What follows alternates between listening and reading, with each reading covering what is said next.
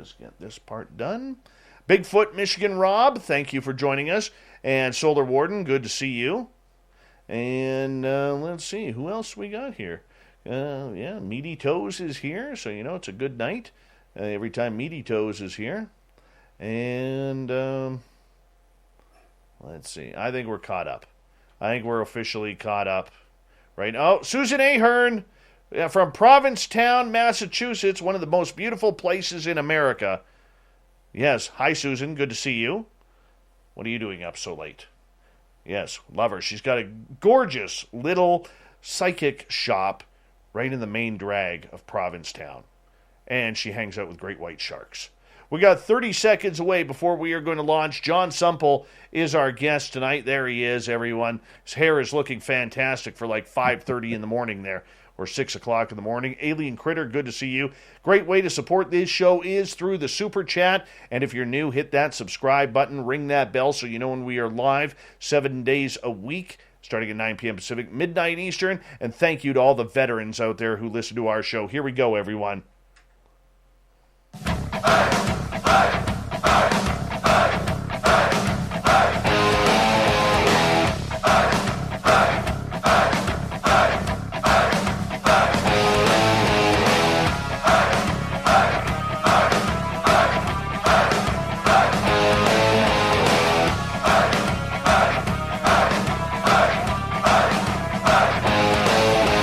From the mountains of central British Columbia to you listening around the world, this, my friends, is Spaced Out Radio. I am your host, Dave Scott, sitting in the captain's chair of SOR headquarters.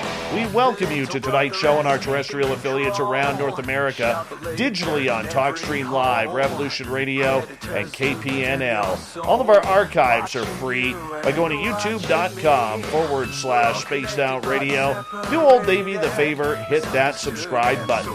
You can follow us on Twitter at Spaced Out Radio and on Instagram at Spaced Out Radio Show. Our website is spacedoutradio.com, where we have a plethora of features for you, including rocking out to Bumblefoot and reading up on Captain Shirk's SOR Newswire. Tonight's show is brought to you by Chive Charities. Help make the world 10% happier by visiting Chive Charities today.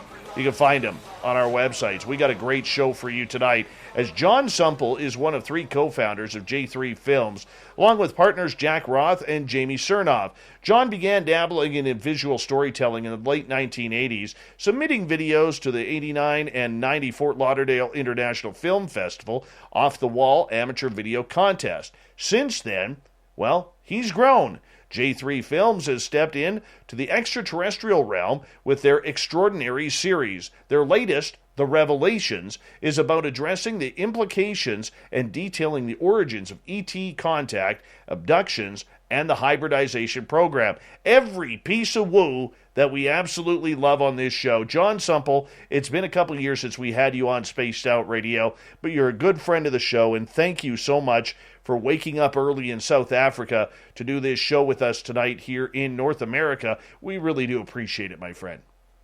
Well, thanks for having me. It's our every 2 years, I think we do this. It is. It's every 2 years. And yeah. I'm glad that, big shout out to Lori, because Lori Wagner is a good friend of yours, good friend of ours here. And when she told me, she's like, would you be interested in having Jon Sumple back on the show talking about the new Extraordinary film? I'm like, yes. I don't even think I'd let her finish the sentence, to be honest. Jon, I want to...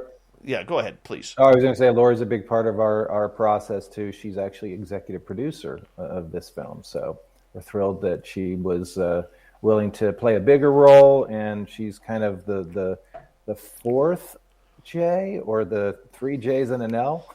It works. It works. Yeah, it works for us. She's a brilliant person in this field. She really is, and highly respected, highly connected, and we love her around here, too. I want to ask you, when you started getting into films in the late 80s, did you ever think it would take an extraterrestrial turn?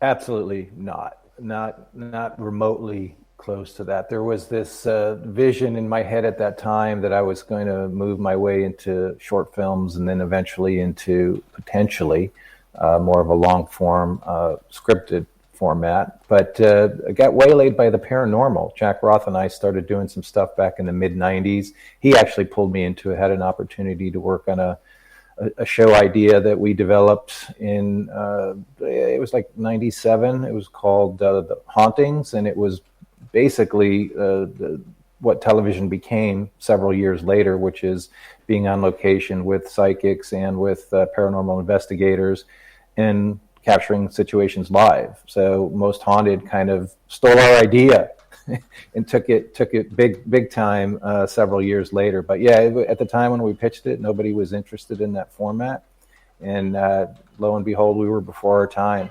But it was 10 years later before we had more conversations about doing content again. Jack was going to be doing a roadshow idea throughout the Southwest and wanted to know if I wanted to jump along with a camera and document it for him, and I was more than happy to. And that got waylaid once we had an opportunity to explore the Stan Romanek project. So it just took off from there, and no, I never, ever expected to be doing this. You know what? How much has it changed the way you look at film when you were doing documentaries on extraterrestrials and ET contact? I think the biggest, to put it out there, it was not a subject that I was super interested in diving into. I've always been curious about it. I had sightings when I was younger. I lived in southwestern Connecticut, and there was a lot of sightings in that area when I was younger. So I was fortunate enough to have that. Always had a curiosity about space. My dad was involved with a company that built the landing touchdown button on the first lunar module on the moon. So he was fascinated with space and kind of brought me into that realm. So there was that open-mindedness about the vastness of space, and the whole idea of us being alone seemed preposterous to me even as a young kid. But I've never looked at it as a hook, line, and sinker thing. I've always looked at it as, let me wander around the perimeter and look at the inside, look from the outside in. And I think that provides us particularly with a unique perspective, because I never have completely immersed myself as a dyed-in-the-wool believer with a megaphone type of thing. It's more, I think it's healthier to have someone in our filmmaking process be a little bit of an outsider looking in, but not with a skeptic eye, but with a discerning eye, and that's worked so far. Has it been very difficult not to jump down the rabbit hole like so many of us have, considering the stories of the people you have met? When I first got asked to get involved with the Stan Romanek project, I knew nothing about Stan. I knew very little about what would be considered modern day ufology. And I went to Project Camelot and just started watching videos. And I watched, I think, hours of Dan Burrish interviews, and I was gobsmacked. I just was like, I got a lot of catching up to do to find out what's been going on in this realm for all these years. But it helped give me a perspective. I can say the rabbit hole is very deep, and I've only gone down so far to make sure that I know enough about what's going on, but also to keep that curiosity. I think the value that I'm bringing to the table from a storytelling point of view is that, well, what does this all mean? Where is this going? How do you explain that without having all the answers? So we take that approach, is that we don't know the answers, and I don't think anybody definitively does. So it's great to explore them and ask the questions. So for you, have you become a believer then, John? Oh, I definitely have. I look at it more from a cosmic perspective, is that the vastness of the universe, it's ludicrous for us to think that we're alone. I believe that we're all part of the same cosmic family. We're all, we all came from space dust. We'll all return to space dust. The energy is collective as opposed to individualized. So I've always felt that way. So it's interesting to explore it from a perspective that is focusing on specific phenomena, because I look at it from a much, much bigger perspective, that it's collective. It's all connected, whether it's interdimensional or a presence here on this planet. It is the vastness, and our understanding of it is minimal. John, So it's worthy of exploration. as an outsider getting into this field, how did you know who to reach out to and to find the right people to get connected with? That I would say my first exposure to the realm was going to I think it was when Bob Brown had the International UFO Congress in Laughlin, and I went to, I think it was back in 2010. So I was introduced to quite a few people during that process. So I got to know a little bit more about who was who, and we kind of fumbled our way through it a little bit in the beginning because we didn't know all the right people to speak to. But we learned very quickly, and when we met Lori Wagner in 2011, she had tons of connections, and that kind of just opened the floodgates. And now I feel pretty confident in saying that we have connections to a lot of the biggest influencers within the industry, and that's been extremely valuable from an education and connection and contacts and conversation and education for me too. So basically, you lucked out. I got very lucky. I feel very fortunate. I don't mean that as an insult. Please don't. No. It's one of those things where it's like you start rolling the ball and it picks up its own momentum, and it's on its way. There's no stopping it. So it has been a fantastic journey of awareness, education, and flipping over those rocks to see what's under them. When you get involved in this field and you kind of have 1 foot in and 1 foot out at all times, you're one of the lucky ones, unlike me, who's dived right into the deep end with no remorse. Do you look at yourself as a skeptic still regarding these subjects, or has your mind opened up? Yeah, I don't think I would ever have called myself a skeptic. I think I would have looked at it as I need something to help me better understand the possibility. So when I first got involved with the paranormal side through Jack Roth, who's been a paranormal investigator, he started doing that in the 90s. So I learned a lot through him, and discernment was very, very important. The whole idea there was that the very first thing you should do is to prove that something is wrong, prove where that was coming from. Where is that cold draft coming from? How can you explain it away first? And if you exhaust all of those possibilities of what it could be, then you possibly have stumbled onto something worthy of further documentation and exploration. So that's the way I've kind of approached this as well. And it's not with skepticism, it's more with this kind of open-eyed wonder and curiosity to say, and to present the stories that we've done it in a way that it is not targeting, and this is not meant to offend anybody, is that it's not targeting the people who already believe, because you already believe. We don't need to convince anybody who's already there and mentally in that mindset. Our objective has always been to reach the widest audience possible, which means storytelling to people who might not know all the details or have done the heavy lifting that so many have. So our objective really from the very beginning was to bring the conversation from out of the shadows and into the light, and not pander to the fringes who are already firmly entrenched. Right. Jon Sumple is our guest tonight from J3 Films. Extraordinary, The Revelations is the next film up on the docuseries. John, in regards to starting this documentary, one thing that I have been fascinated with the work you guys have done is you went bang right into the experiencers.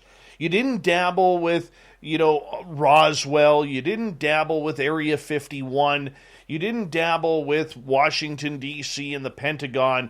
You went right at it, right to the experiencers. And that is so rare for anybody to do in this field, because everybody always wants to start off small just to get that audience reaction. Yet you went right deep into the woo right off the bat.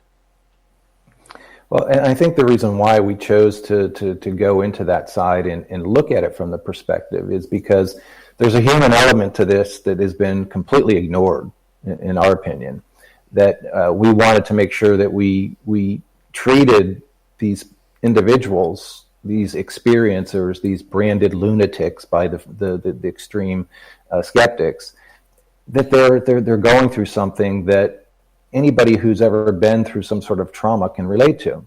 But yet this is something that is is relegated as being nonsense. And we felt that it's really important to focus on the human side.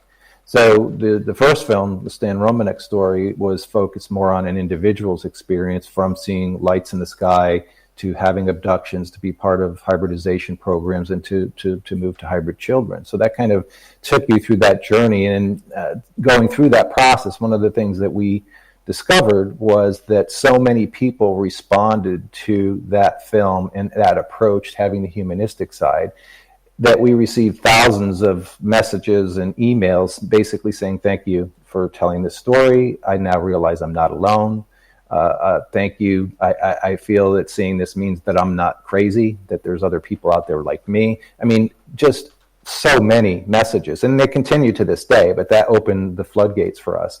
And it made us realize that there's a much larger population that is struggling with, telling their story and revealing this. And if they internalize it too much, it can be destructive. So that's why the second film was focused more on the individuals. The ultimate goal of the second film was to do two things: raise the bar on compassion and understanding of individuals that are going through this, and also let those individuals who have had experience, when they see this, say things, and realize that they're not alone, that they can seek groups to talk to and others to talk to and tell their stories.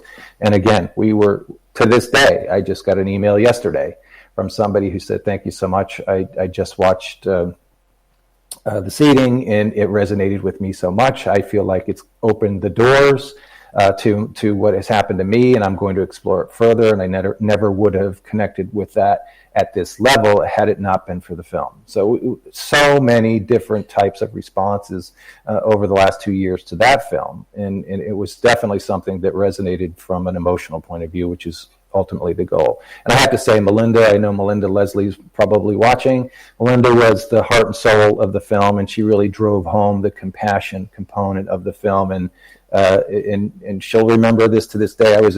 I had tears forming in my eyes as I was interviewing her, because of how succinct she put the human side of this, and how important it was for people to understand that the trauma is real. And if you keep it hidden and you finally tell somebody and they don't believe you, you have the trauma all over again. So the risk of sharing your story is profound. But if more and more people are exposed to it, if we have the ability to reach the masses and convince people to be more receptive, to be more compassionate, to be more open, and encouraging people who have had these experiences to come forward, then we're doing something, we think, positive to the overall health of people who've had these experiences. Was Melinda responsible for you going on the experiencer journey rather than the UFO rambling journey that everybody else has gone on? No, it really started with Stan's story. Jack Roth was in Denver for a Stephen Greer event and met Chuck Zukowski and Alejandro, and he had a conversation with them over dinner one night, and they told him about Stan's story because was sharing his desire to do some documentary filmmaking, and they were like, well, you should check out this story. And long story short, it just opened the door to where we are today. So that was another one of those kismet moments where you're in the right place at the right time and introduced to the right story, right, that helps you kind of open the doors. But how do you all of a sudden make that decision as a filmmaker? Because there's so many interesting stories out there, John. There's millions, all right? But it also comes down to budget and money. Because sure, in the end, you're a filmmaker. You're not doing this for free. You're wanting to tell a great story, blow the socks off your viewership, and you're hopefully going to make a few bucks, at least break even on the project. That is the goal. Anything else would be, a happy party, that's for sure. Okay, right. So why take a chance on the experiencers when nobody had gone down that road? Well, the interesting part, regardless of what you think of Stan Romanek, this is not about, judging his character as much as it was about looking at his story and looking at the evidence. So when we were first introduced to him and had the initial phone conversation, there was a lot of reservations on our part and tons on his. He didn't trust anybody. and he had been burned before, and he had been through things with Nightline, or I think it was Nightline, ABC Nightline, and had been dragged through the mud and with the stuff with Peck and on the what's his name, Larry King show. And so he was very, very skeptical of engaging with somebody unless he truly believed that they were going to serve his story with a sense of openness, as opposed to trying to judge and manipulate the story.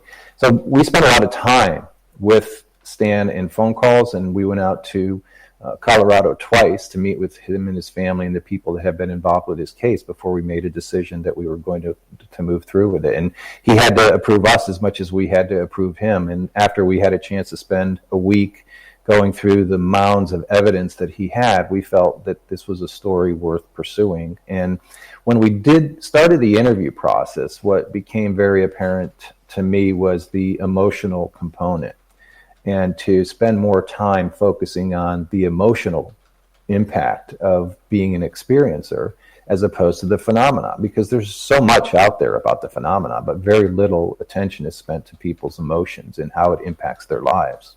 And Lisa Romanek was incredible during the interview. Another moment where there wasn't a dry eye in the room that day that we interviewed her, because she told me before the interview, I'm going to be honest and I'm going to share things that I've never told anybody before, because it's time for me to open up about this. And we were, again, fortunate, right place, right time.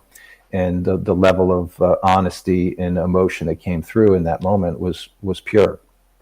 Outside of what happened to Stan Romanek after the documentary was done, because that's been highly publicized about his court cases and everything like that, did you leave him after the documentary, when you got all the filming done and all the editing done, did you believe that he was telling the truth about his stories and experiences? Well, the way I looked at it at that point was there was so much evidence. There were so many components of it that could probably be explained, but there's so much that wasn't. And Jack Sikowski in the film said that, there's so much evidence here that even if 25% of it is accurate and the rest isn't, it's profound. It's still profound because there's so much. And that's one of the things that we felt, too, is that there was just so much of it that, in my mind, too, and spending as much time as I did, with Stan, both in his presence and so much time on telephones and conversations with him, why would anybody choose this ridicule? Why would they want to be in the spotlight for all of these reasons, to be open to attack? So I just, if you spent as much time as we did with him, I think you would have a different perspective. That's not to say that what happened after the fact was I can't explain that away, and that's something that wound up really hurting us as far as the opportunity to promote the film. Initially, we had just everything fell apart for us right after that happened, and we had to self-distribute the film, and we were in discussions with other distributors that were interested in the film, and they just walked away. And we were told that the only way that we could get the film out is if we recut it, focusing on the story today. And it's like, that's not the story that we want to tell. We want to tell about what happened to him between 2000 and 2010. So that was our choice, and we continued to move forward with it from that perspective. And several years later, we get a phone call out of the blue from the Orchard saying we're interested in distributing the film because we're shocked that it doesn't exist anywhere. How is it possible that this film has been out for a few years and it hasn't been pirated, it doesn't exist anywhere? And we were fortunate that when we set it up for distribution, that our one of our partners in that, Richie Holland, helped us by seeding the film title out on YouTube with one of Stan's recorded presentations. So people picked that up and started using that as the basis of the film, and that's what got pirated. And our film just kind of sat there all by itself, and nobody did anything with it. So that was our again, a lucky break for us, and it got picked up by 1091. I'm going to get you to hold on right there, because We're going to continue on. We're going to go to break here at the bottom of the hour. Jon Sumple from J3 Films, j3films.com. Extraordinary. The Revelations. We continue on learning about ETs right after this.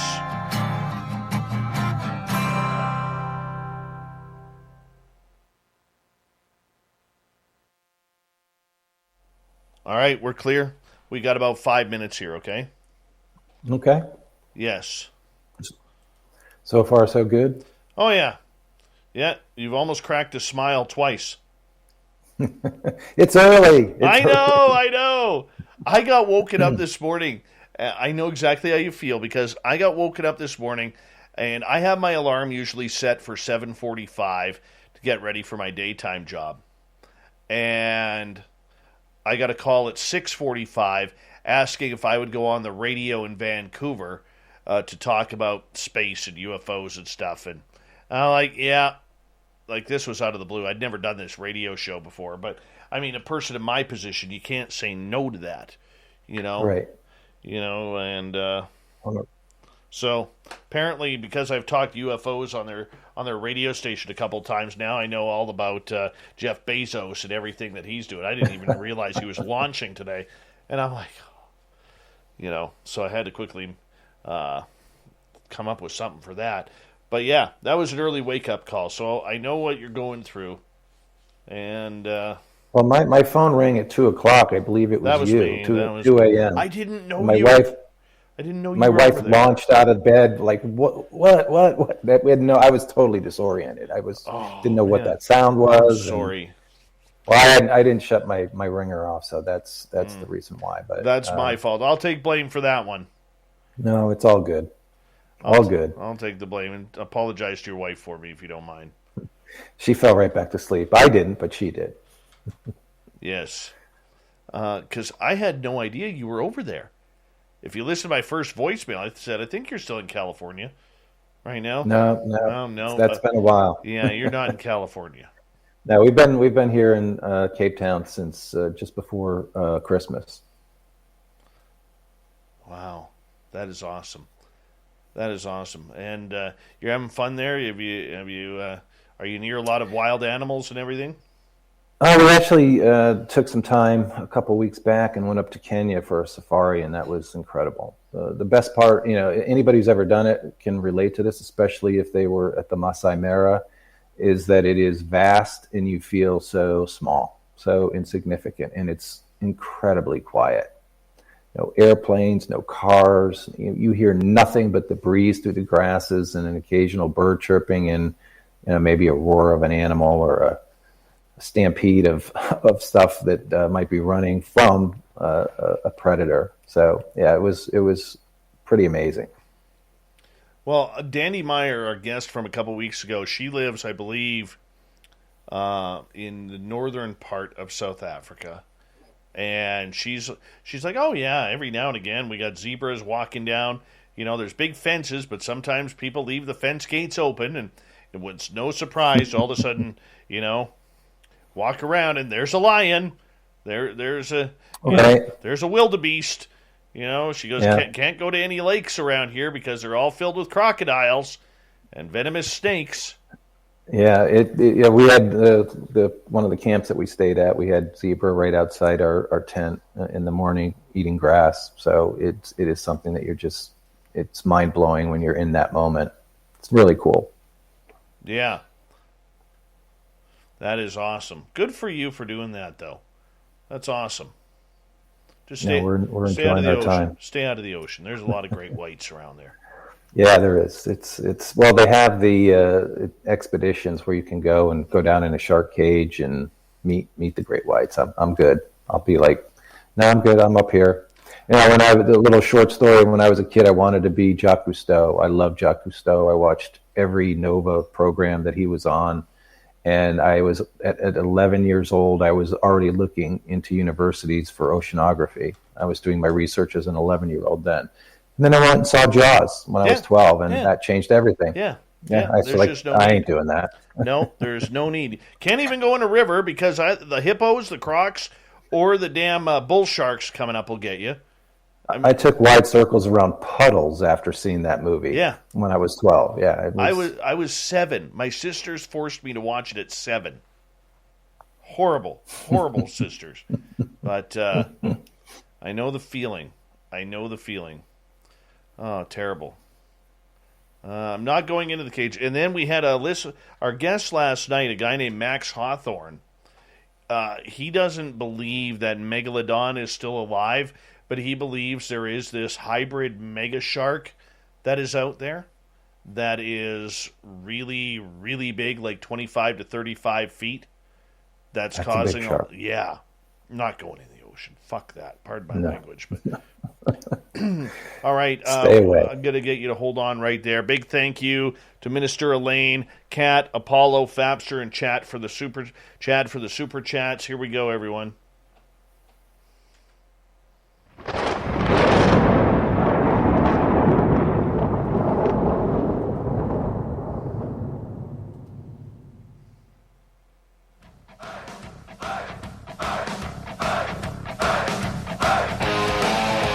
Here we go with the second half hour of Spaced Out Radio tonight. My name is Dave Scott. Thank you so much for taking the time to join us. We really do appreciate earning your listening ears. Want to remind you that if you've missed portions of this show or others, check out our free archives by going to youtube.com/Spaced Out Radio. Do me the favor, hit that subscribe button. Our website is spacedoutradio.com, where we have a plethora of features for you, including rocking out to Bumblefoot and reading up on Captain Shirk's SOR Newswire. Follow us on Twitter at Spaced Out Radio and on Instagram at Spaced Out Radio Show. We continue on tonight with Jon Sumple from J3 Films and j3films.com. Extraordinary, The Revelations is what we're going to get into next hour. But John, welcome back to the show. And Melinda Leslie has just entered our chat room on YouTube. I just saw her name pop up. Yes. We love Melinda. Your ears must have been burning because we were literally talking all about you for a couple of minutes in the last half hour of the show. And we were talking about how much we love you. So thank you for listening in tonight. Really appreciate it. And I know you wanted to say something to Melinda, too. No, I just, she was the one that kind of brought the whole emotional component to a head in the second film, The Seeding. And it was a profound moment, as she recalls. I don't know if I would say fondly, but she had me on the verge of tears. And after we took a break from that segment, she says, "Were you about to cry?" I'm like, I was fighting back tears for 5 minutes. So it was profound. It's something that I'll never forget. All right, you go from Stan Romanek and his story, and you go straight into the hybridization program with the seeding. How did that happen? How do you go from that one extreme of ET contact to another extreme where you're trying to explain on film to people that regular everyday people are being abducted by aliens and literally being used as hybrid children makers? Right. Bad terminology. I apologize. No, that was interesting too, because when we were working on the first film, we were introduced to Sierra Neblina, and Jack and I spent a couple of hours with her one night, and that was the first time I had ever heard of this phenomena of these unexplained pregnancies, and it blew me away. And at that moment, we were still in production on the first film, and I said to Jack, this has got to be our next film, that we focus on this component. And the big question was, how many people out there have had this happen? And once we started doing research, it was so many people that had, very few that wanted to go on the record. That was the biggest challenge. We screened, I think, about 45 different people that we learned a lot about their personal stories and what they had been through. And several of them opted out. It was too emotional, too raw for them. A few that we decided against using as well, and primarily not because their stories were not fantastic. It's just that part of storytelling is making sure that you have a good story and someone who could tell their story well. So we settled on the people that we had in the film because we felt that they were strong storytellers of their personal story. So that kind of led us to the cast that we had. And it was, again, a fascinating journey in spending the time with the individuals that we spent for that film. Did you believe this was actually something that was going on after you heard from Sierra de Belina? Sorry, former guest too. I should be remembering that.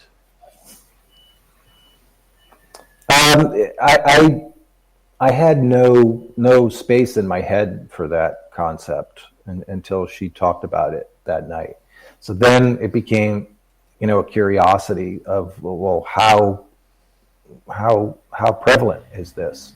And then again, starting to meet people again, big thanks to Lori and working with Yvonne Smith and Barbara Lamb and identifying people that would be interested in being in the film led us to all these incredible stories. And it was one of those things that it's, I think every single person that we screened, we talked to for at least an hour, maybe up to 2 hours. And each one of them was an emotional roller coaster to have these conversations. And almost every single person that we spoke with was emotional. So we were going through this process of what really hit home in those moments was these people are going through something profound. We may not be able to understand what it is because we haven't been in their shoes, but that doesn't mean that they didn't have the experience.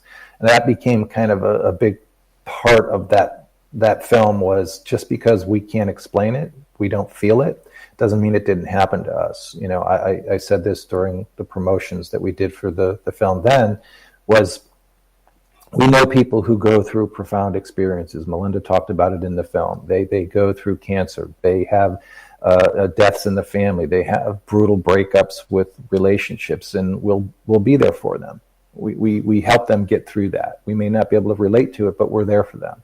But when people come to you and share this type of a story, they reveal this to you, and so many people don't know what to do with it or just turn a blind eye. They're not there for them.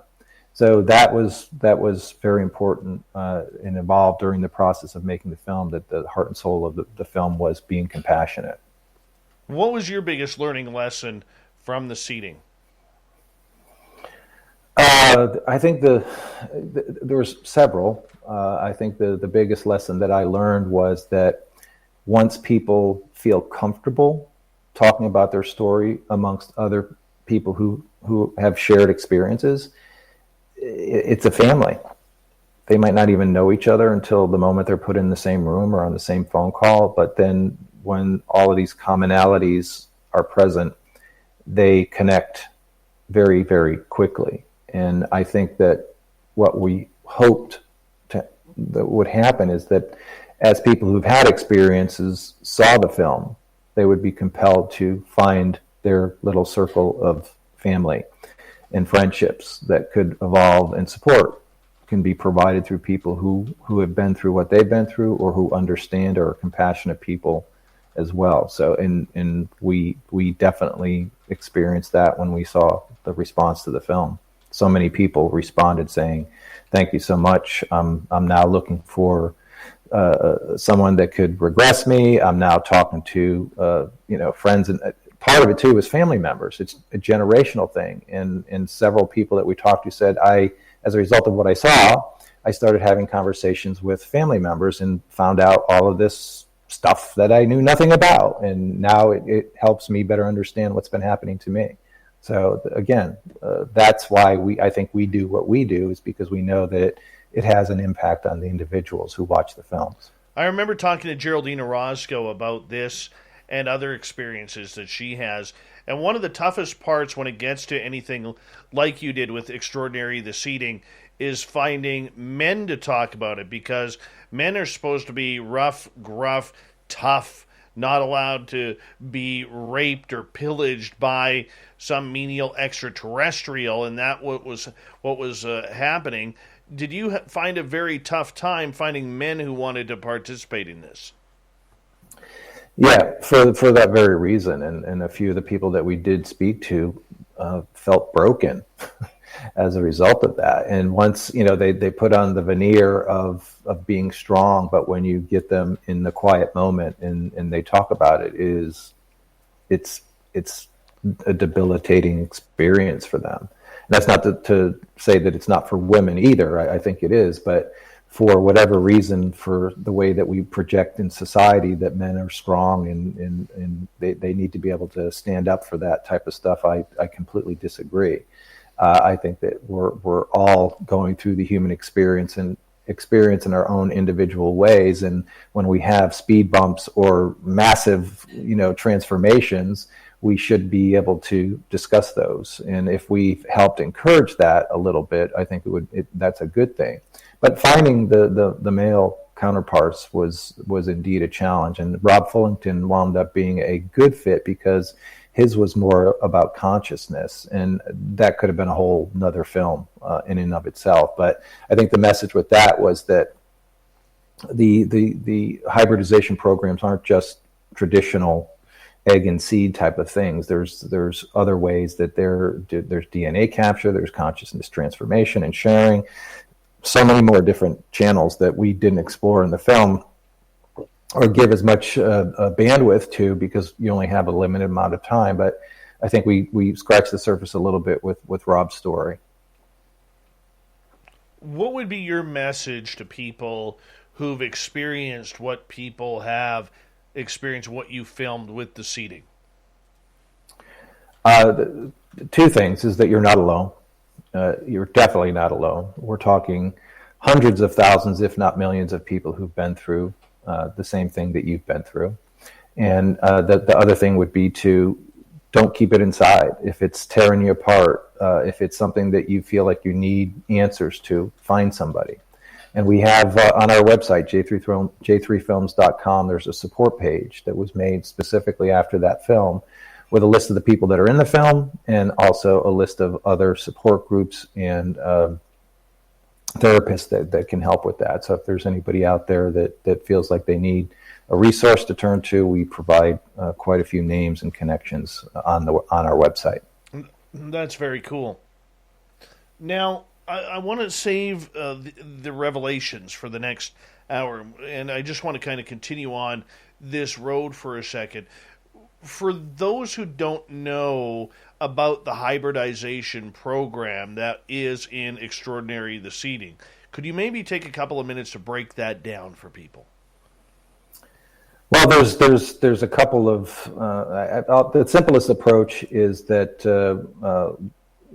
a lot of women are abducted when they're young, and some sort of a monitoring device is placed in their body, and when they reach a certain age, when they're producing eggs, they are then targeted as a producer, and the woman will be abducted.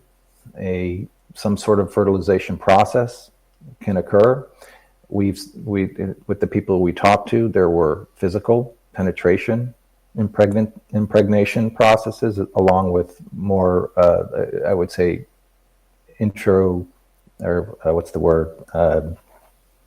Drawing a blank right now, but the whole external fertilization process in vitro.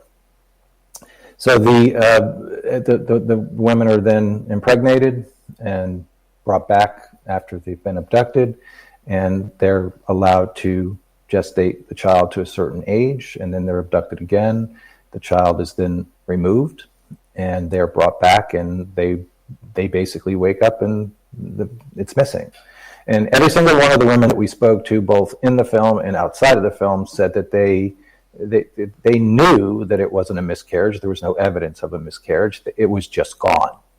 And most of them were in that 3-4 month time frame when that occurred. And in Geraldine's case, it happened several times. And she said that she's, every single time it happened, there's a pain that's associated with that, both physically and mentally. So it's not something that, again, people like this, why would they tell that story in a public forum for all the world to see and judge and ridicule in some cases if it wasn't true to them? What do they gain by that? I think the people that were in the film, what they were brave enough to do is help other people by telling their stories, and that I commend them for. It is one of the toughest psychological issues that I have had the pleasure of discussing with a lot of these experiencers who've had a tough time coming out with their experiential stories about being part of the human hybridization program. I mean, when you see young women in their, late 20s, early 30s who claim to have had, these false pregnancies on the normal side of things, 20 to 30 plus times. I mean, these women are being used and abused there, Jon. Mm-hmm. Mm-hmm.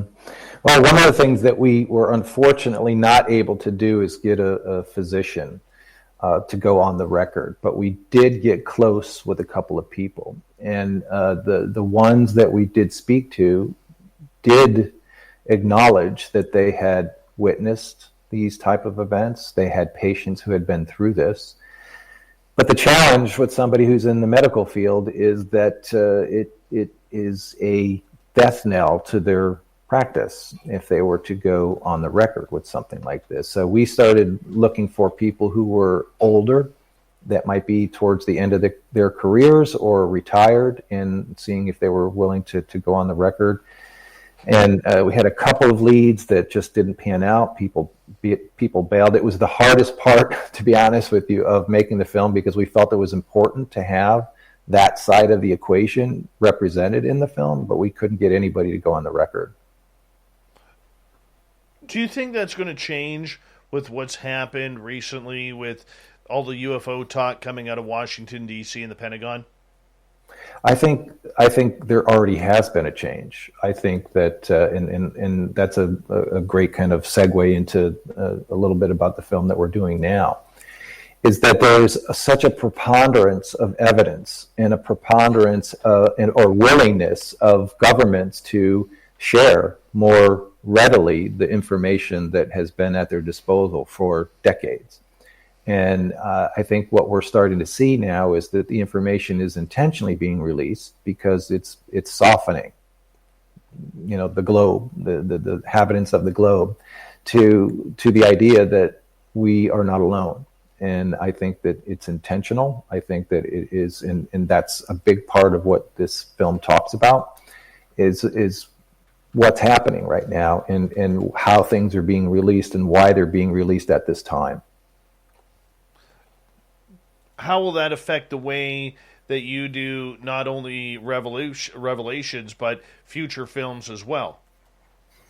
Well, I think, we've been waiting for this big grand announcement. Now, I think it was supposed to come out last month, and now we're hearing things about this month, and it hasn't happened yet. So the timing of our film, the third film, works out perfectly with everything that's going on right now, because even though we did the interviews for this film a year and a half ago, 2 years ago, and pandemic-related delays, we were hoping to have the film out last fall, but we had a lot of challenges with that.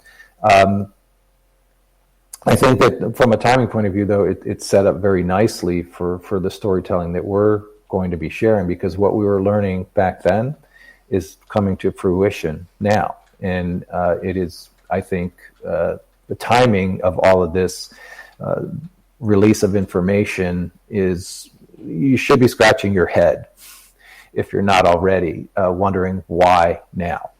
And based on what we learned through the course of making the third film, is that the hands are being pushed. They're being forced to kind of do something, because the access to information and the hunger for the information and the need for private industry that is leveraging some of the information. There needs to be much more of a conversation and awareness and setting the table for an eventual disclosure. 5 minutes to go before we got to go to break at the top of the hour. Jon Sumple from J3 Films is our guest tonight on Spaced Out Radio. Has the reaction to your first two films from the public, never mind the UFO field, but from the public, been that they didn't understand that this much of the phenomena was happening?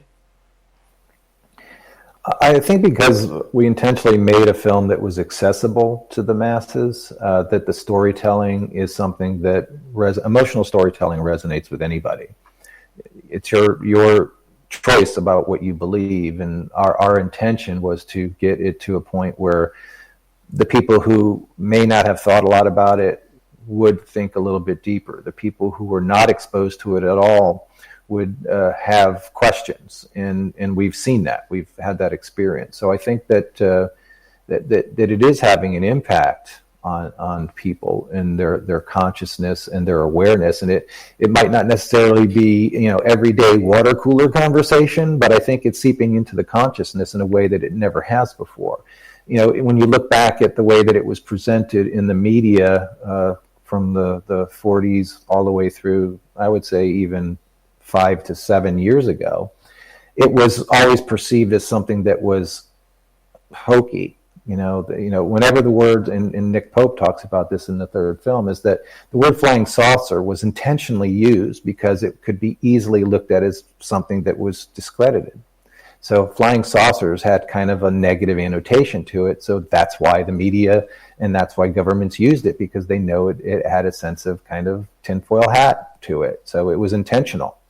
So now we're getting completely different stories. The stories now are, we're aware that something's happening, we're not quite sure what it is. And that is completely different than what has been discussed, in by governments and in the media in the past. So there's this sense of, it's almost as matter that people were following along for decades and kind of aware that this was going on, but nobody wanted to say anything, profound about it and put it out there. And then that starts dripping out there in small portions. And the people who have been believers or curious about it are now looking for more information. And as they learn more, they accept it more. So it really does feel like the soft disclosure that's going on right now is just, by the time we get to the point where there's spaceships on the front lawn of the White House, people are going to be like, yeah, there's spaceships on the front lawn of the White House. Whereas 20 years ago, it would be pandemonium. It's amazing how the public perception is starting to change. Maybe not so much in the mainstream media as of yet, but there is a shift of the focus on the entire subject. So with it becoming more popular and mainstream, how important now does your filming become for J3 Films when people want that non-cookie cutter UFO Discovery Channel story? Well, there's a place for that. I think there are a lot of people who are hungry for evidence and they just want to see more of it. And the one thing that we constantly hear all the time is that, here we are in 2021 and we have amazing phones with amazing cameras, and we still get blurry photos and blurry videos, and to me, I feel like we're so far past that. I don't need the evidence, the visual evidence anymore. I want to have, to me, the evidence, the real evidence that's out there, and Dr. David Jacobs talks about this, is the people, the evidence that the people who've had the experiences can be corroborated. He said that's enough evidence for me. And I would agree with him that when you have people saying the same things over and over who know nothing about each other's individual experiences, why are we not looking at that? Why is that not being taken into consideration? So when it's done right, the way that Bud Hopkins did, the way that Dr. Jacobs did, you start to look at the evidence from a completely different perspective, because I see that as admissible evidence to the conversation. And there are people, I think, who believe that as well. It's got to be credible. It has to be, what makes Dr. Jacobs' evidence and research that he's done over the last several decades is that he did it for free. He didn't charge anything. He did everything that he did, all the regressions that he did. I think he did over, 3,500 to 4,000 different regressions of, over 600 people in his 20, 30 years doing it, and never charged a penny. I'm going to get you to hold on right there because we are going to go to break here at the top of the hour. Jon Sumple is here. Extraordinary, The Revelations, going to be coming out real soon from J3 Films. You can check it out at j3films.com. And I'll tell you, we are going to get right into it next. Black Projects, ET Contact. What does the government know? What do they not know? We're in for a great second hour here on Spaced Out Radio. Jon Sumple is our guest. We'll be back with more of the Mighty SOR coming up right after this.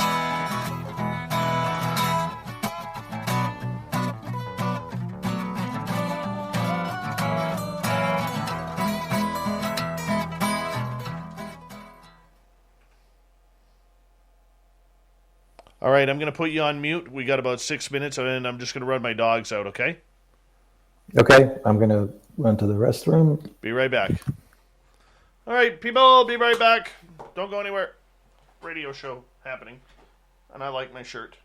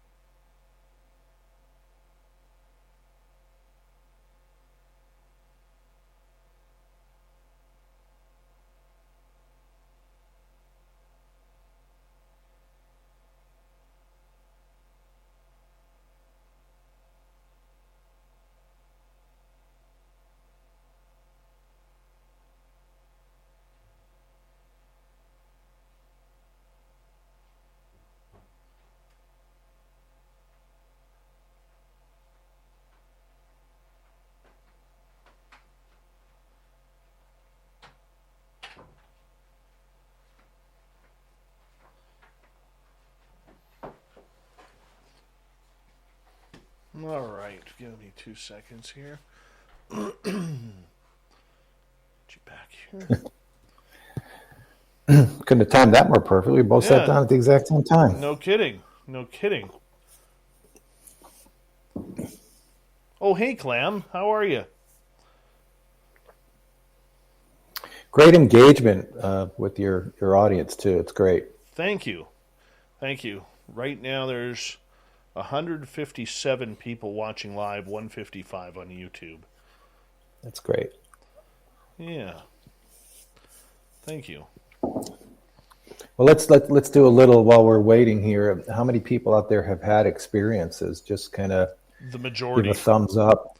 Yeah, thumbs up. If you've had any type of weird alien experience or UFO experience, give a thumbs up in the chat room, if you don't mind. Broski, how you doing on Twitter, man?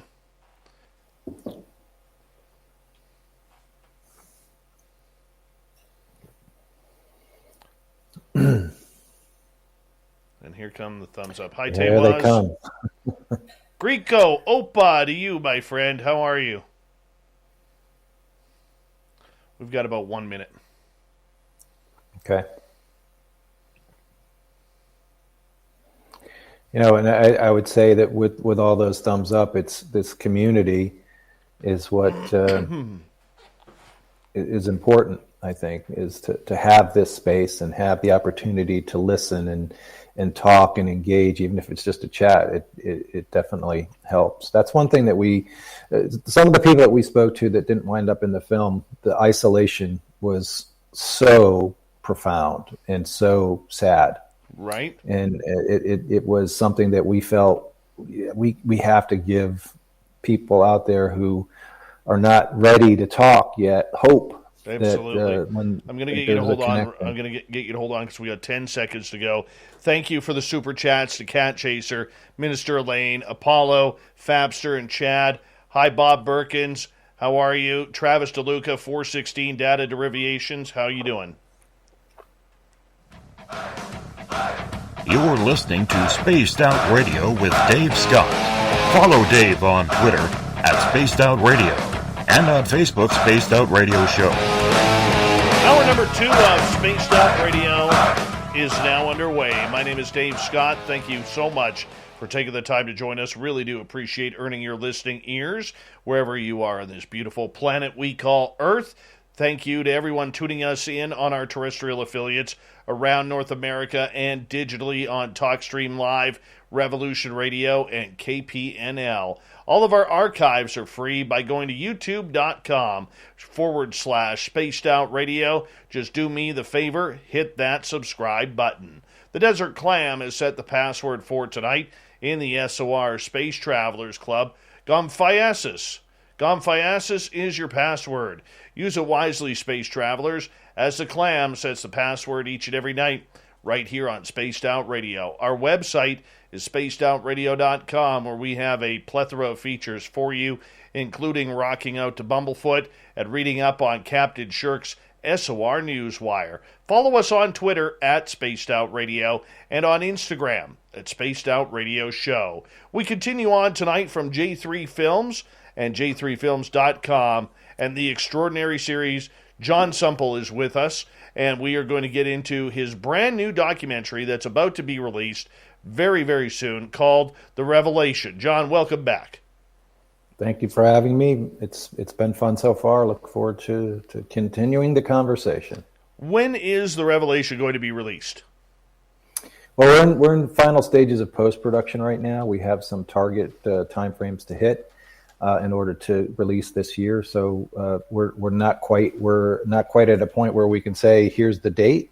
It's either going to be sometime in late October, or if it's not late October, it's going to be January, because it doesn't make sense to release during November, December timeframe. So we're pushing really hard for the October window, but we'll all you need to do is follow us on our Facebook page and or go to the website. All of the updates will be available there based on when it will be coming out.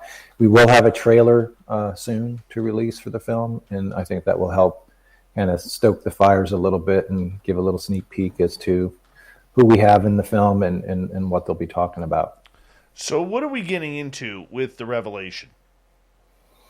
Well, we decided to kind of take the story to another level. So we've talked about the personal experiences. So in the first film, it's from lights in the sky to abduction to hybridization programs to hybrid children.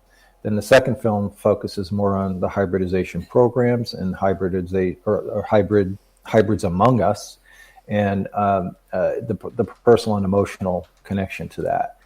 This film, we felt that it was important to kind of, even though they're standalone films, there is kind of like a trilogy component, because they do work well together, as from the lights in the sky to, is this real? Is this exist? Does the government know about it? And how close are we to disclosure?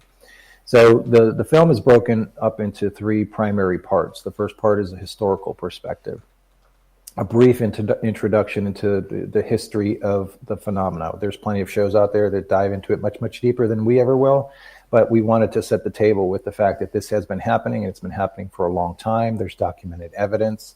People saw things in the sky. They recorded what they saw. They had no context of the space realm in the time that they were documenting those things. They just documented what they saw.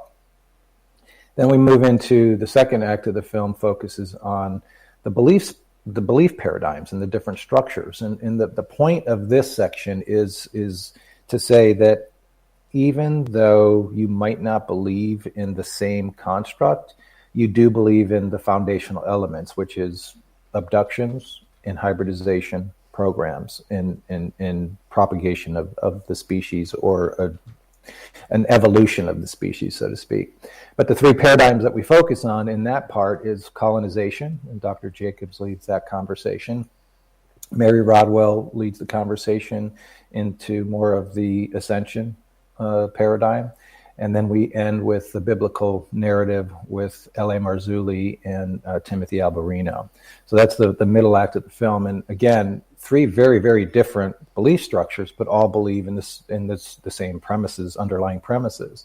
So the message there is that, even though you may believe in something that is a little bit different, sounds very much like religion or politics, but you still believe in some central themes and some central underlying beliefs. You can be a patriot for your country and a strong supporter of nationalism within your country, but you may have a different take on it and a belief system surrounding that.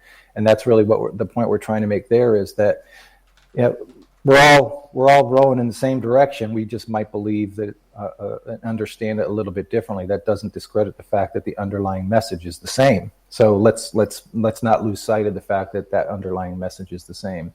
And then the final act focuses on government awareness, whistleblowers. We have Clifford Stone, Dan Sherman, and Lynn Buchanan that talk specifically about their experiences in the military and what roles that they played and the things that they were asked to do on behalf of our government as it pertains to UFOs and alien encounters, extraterrestrial contact.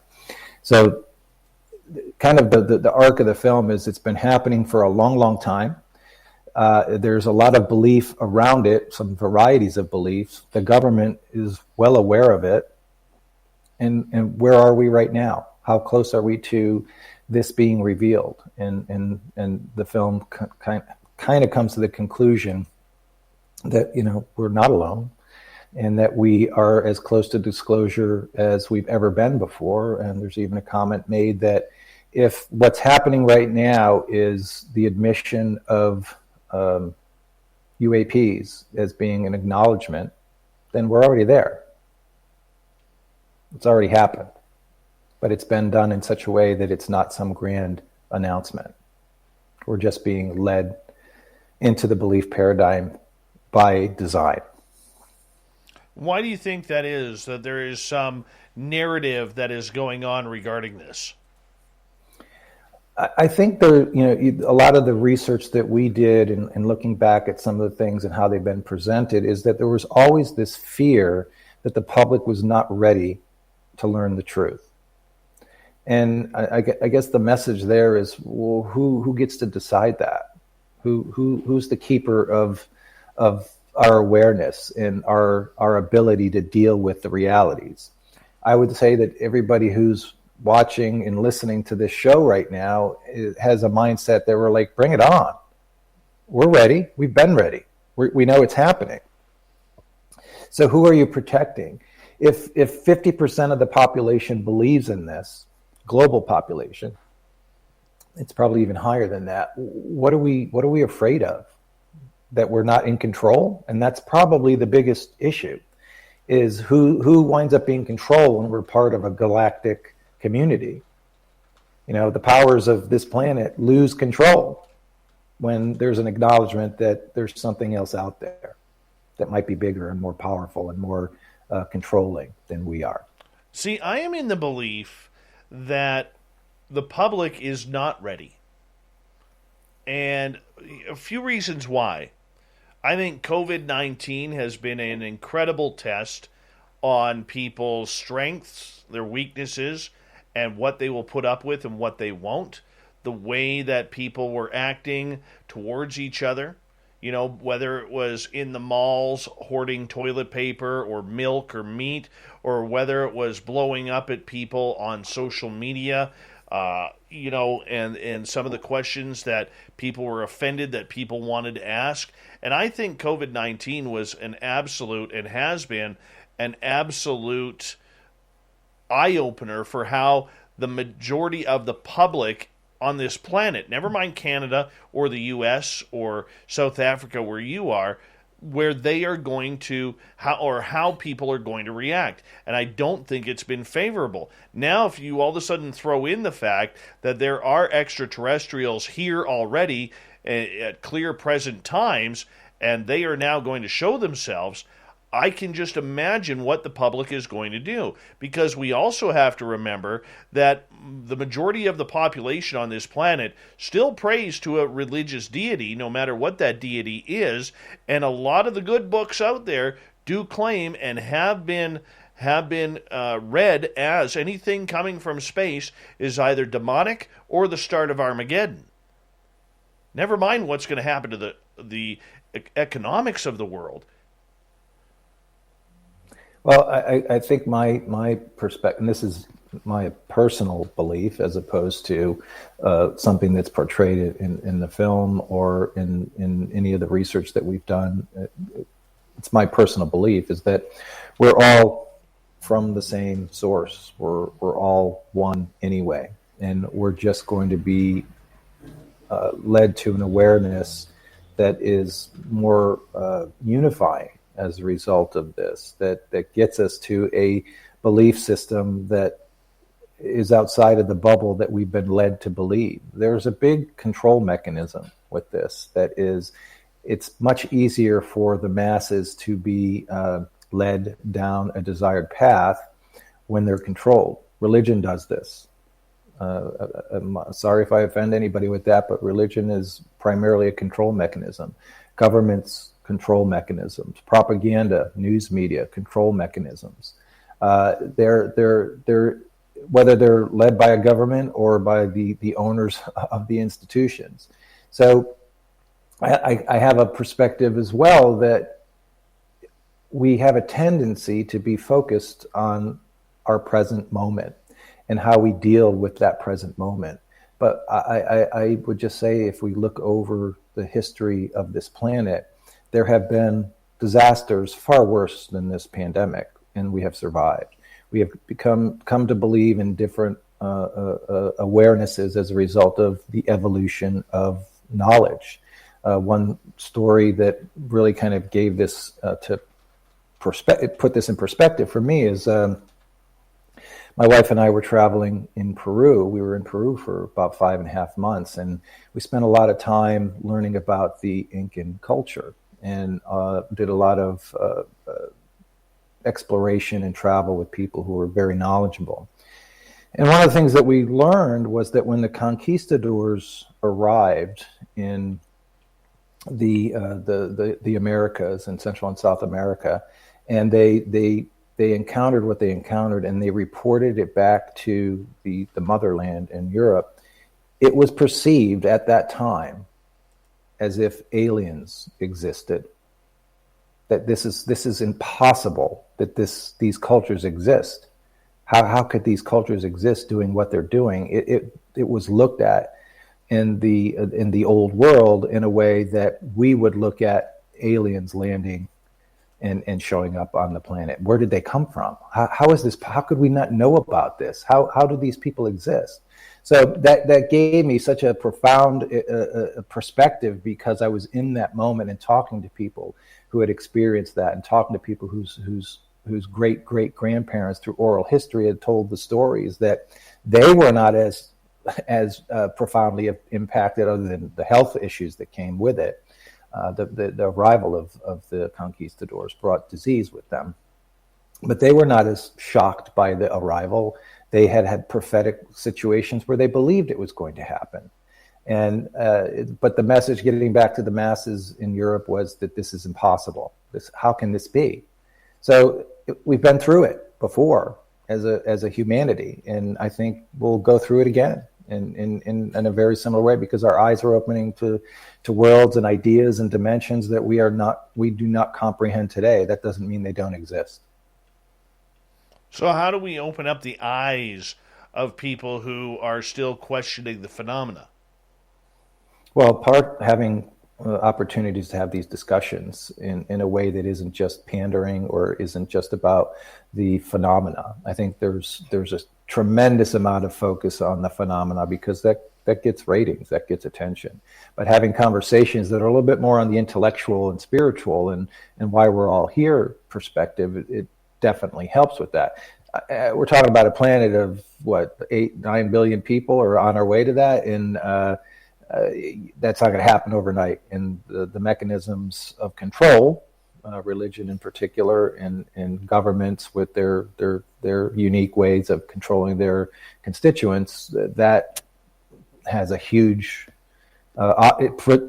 presents a huge obstacle for the understanding and awareness of us being more cosmic citizens than ones that are relegated to a specific portion of geography on a planet. It's going to take time. It's not going to happen overnight, but it will be disruptive. But it's happened before. What do you think the holdback is?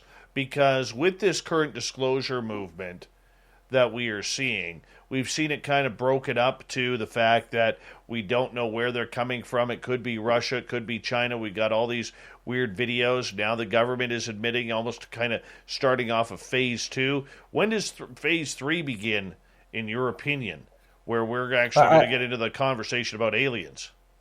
Yeah, I think that really, and we talk a little bit about this in the film, is that they're setting the table on, the reason why we've gone from flying saucers to UFOs to UAPs is because now we're focusing on the technology.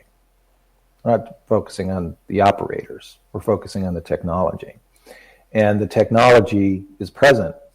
It's on the planet. It's being developed. It's going to be deployed. And before it can be deployed, there has to be some awareness created around it.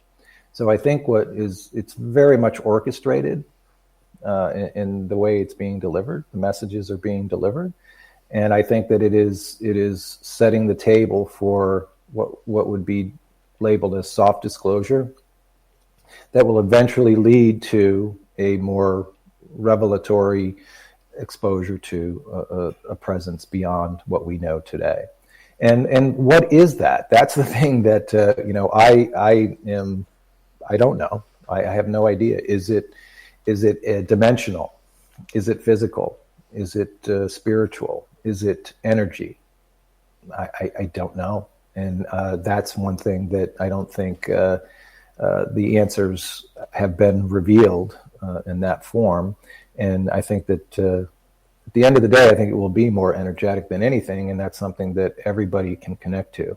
I think a lot of people have to be awakened to it, but I think that is a much more realistic connection opportunity than any of the other possibilities. But coming face to face, I think that's what everybody's waiting for, is the presence of a being that doesn't look like us. That's what disclosure is seen. But I think we're not going to have that quickly. We're going to be introduced to everything else, and then once that's accepted, then we will be presented with the realities of other entities occupying the cosmos. Do you think aliens will come out first before we know about the black projects of what's actually ours? I think there's an awareness of that already. I think that there is the information is out there for people who are looking for it, whereas before it was much more secretive. And why are there people allowed to go out and have the conversations, write the books, reveal the things that are revealed in these discussions and books and films and documentaries? Why all of a sudden was there a preponderance of UFO films in the 70s and 80s? Do some research, you'll find out that it was intentional.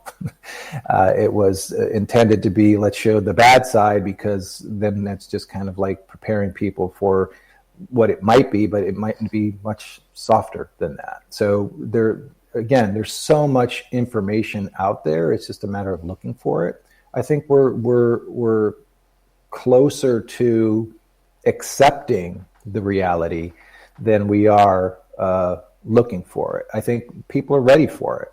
And I think when it starts to happen, I think one of the biggest fears is the destruction of belief structures. What happens when that is revealed? How does that impact, religious beliefs? And how does that impact what leadership has been telling their followers, and especially in dictator type countries? It has a huge impact, because it basically says we're not alone, and that there's something else out there.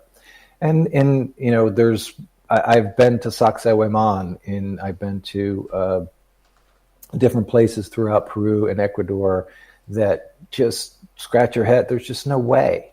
There's no way that these were made by the people of their time without some sort of divine or otherworldly guidance. I think the military-industrial complex has a big control on this UFO phenomena. They don't want to give up their secrets on, if they have an Aurora-type aircraft that can fly 8,000 miles an hour, or any type of drone, hypersonic drone out there that can do 90-degree turns on a split second, because we already know through physics that it would tear up a human body to do that at high speed.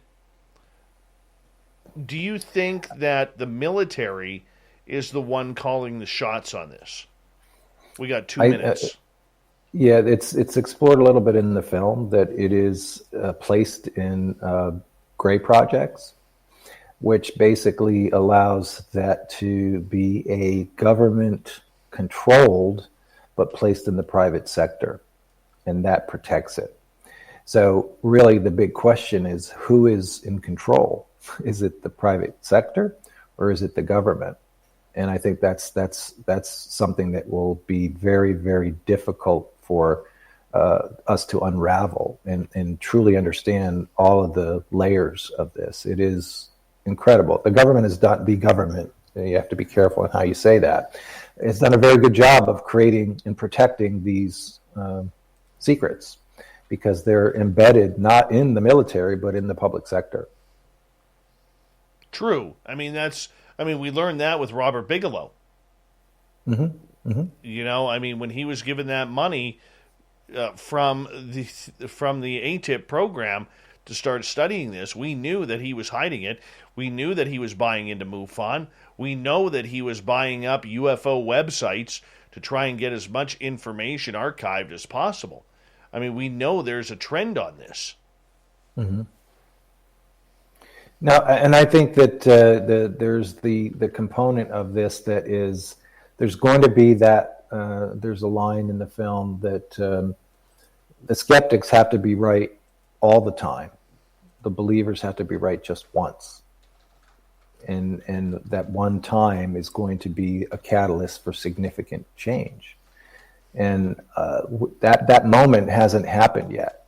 And I think that some of the things that are discussed in this film will get people to realize that the government is moving in a direction. The government, again, I use that term, I think, loosely, because it's not necessarily a government. It may be the for lack of a better word, the cabals that control the movement of information and awareness and the distribution of wealth and all of that. I'm not a conspiracy theorist when it comes to stuff like that, but something's going on. I'll get you to hold on right there. Jon Sumple is our guest tonight on Spaced Out Radio. We continue on with Extraordinary, The Revelation, coming up next on Spaced Out Radio.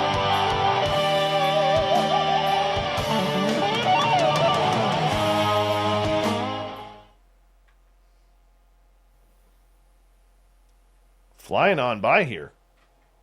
Yeah, it's going quick. Yeah, I'm just loving the comments that are coming through, the ones that I'm able to catch a glimpse of. It's one of the things that I find interesting about this is the level of awareness and engagement that people already have, and that just is, it adds to the desire to present more information that only helps people better understand the possibilities. And that's just one thing that we've always done, is ask the question, what if this is all true? That's been a kind of a foundation of everything we do, is just to ask that question and start to look at things from a different point of view. Well, one of the questions that I was asking right off the bat, and it went viral for a pretty short time, was the question that nobody is asking, and that is, why now? What is the significance of the U.S. government bringing all of this information out now? And if you narrow it down, to me, and it's my opinion only, there's two reasons. Number one, Dr. Stephen Greer is right that there is an alien false flag coming for some unknown reason. Or number two, a date had been given and they had to start the process. Mm-hmm. That's the only two things, to me, that make sense. Well, one of the things that we discuss in this film is, the why now topic, and why all of a sudden this shift in how things are being addressed, from basically discrediting stories in the past to adding to the credence of the existence of something unexplained.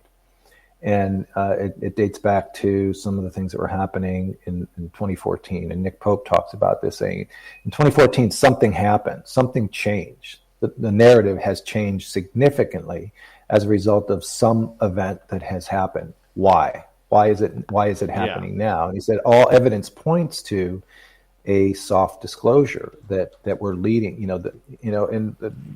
where we talked earlier that Melinda was kind of like the heart and soul of the last film.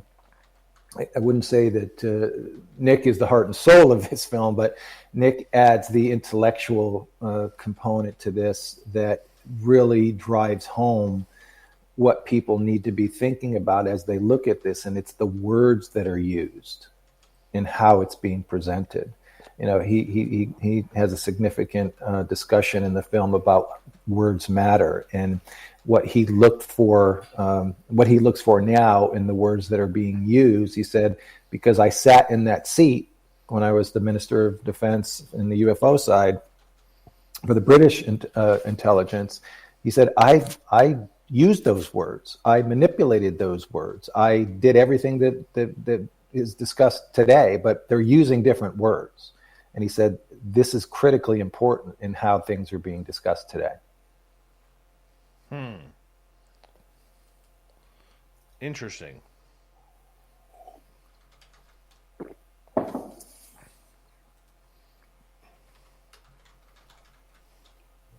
Give me 2 seconds here. I've got to catch up. I'm scrolling through the comments here.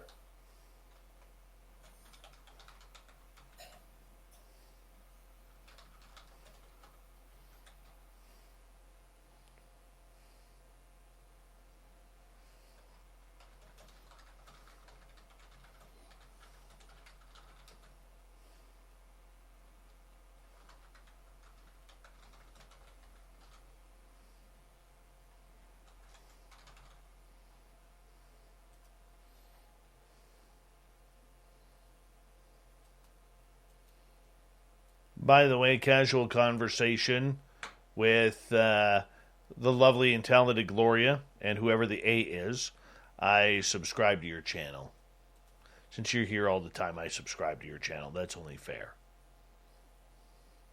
Justin S., how are you? Mike Palumbo. What's going on?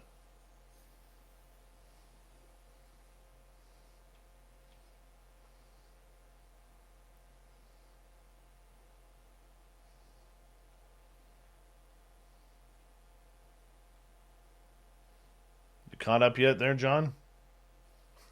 Yeah, I'm trying to figure out what these dentures are all about. I missed the initial one, so it's always. Well, I always find it interesting in these some of the chat rooms in the different shows that I've been at.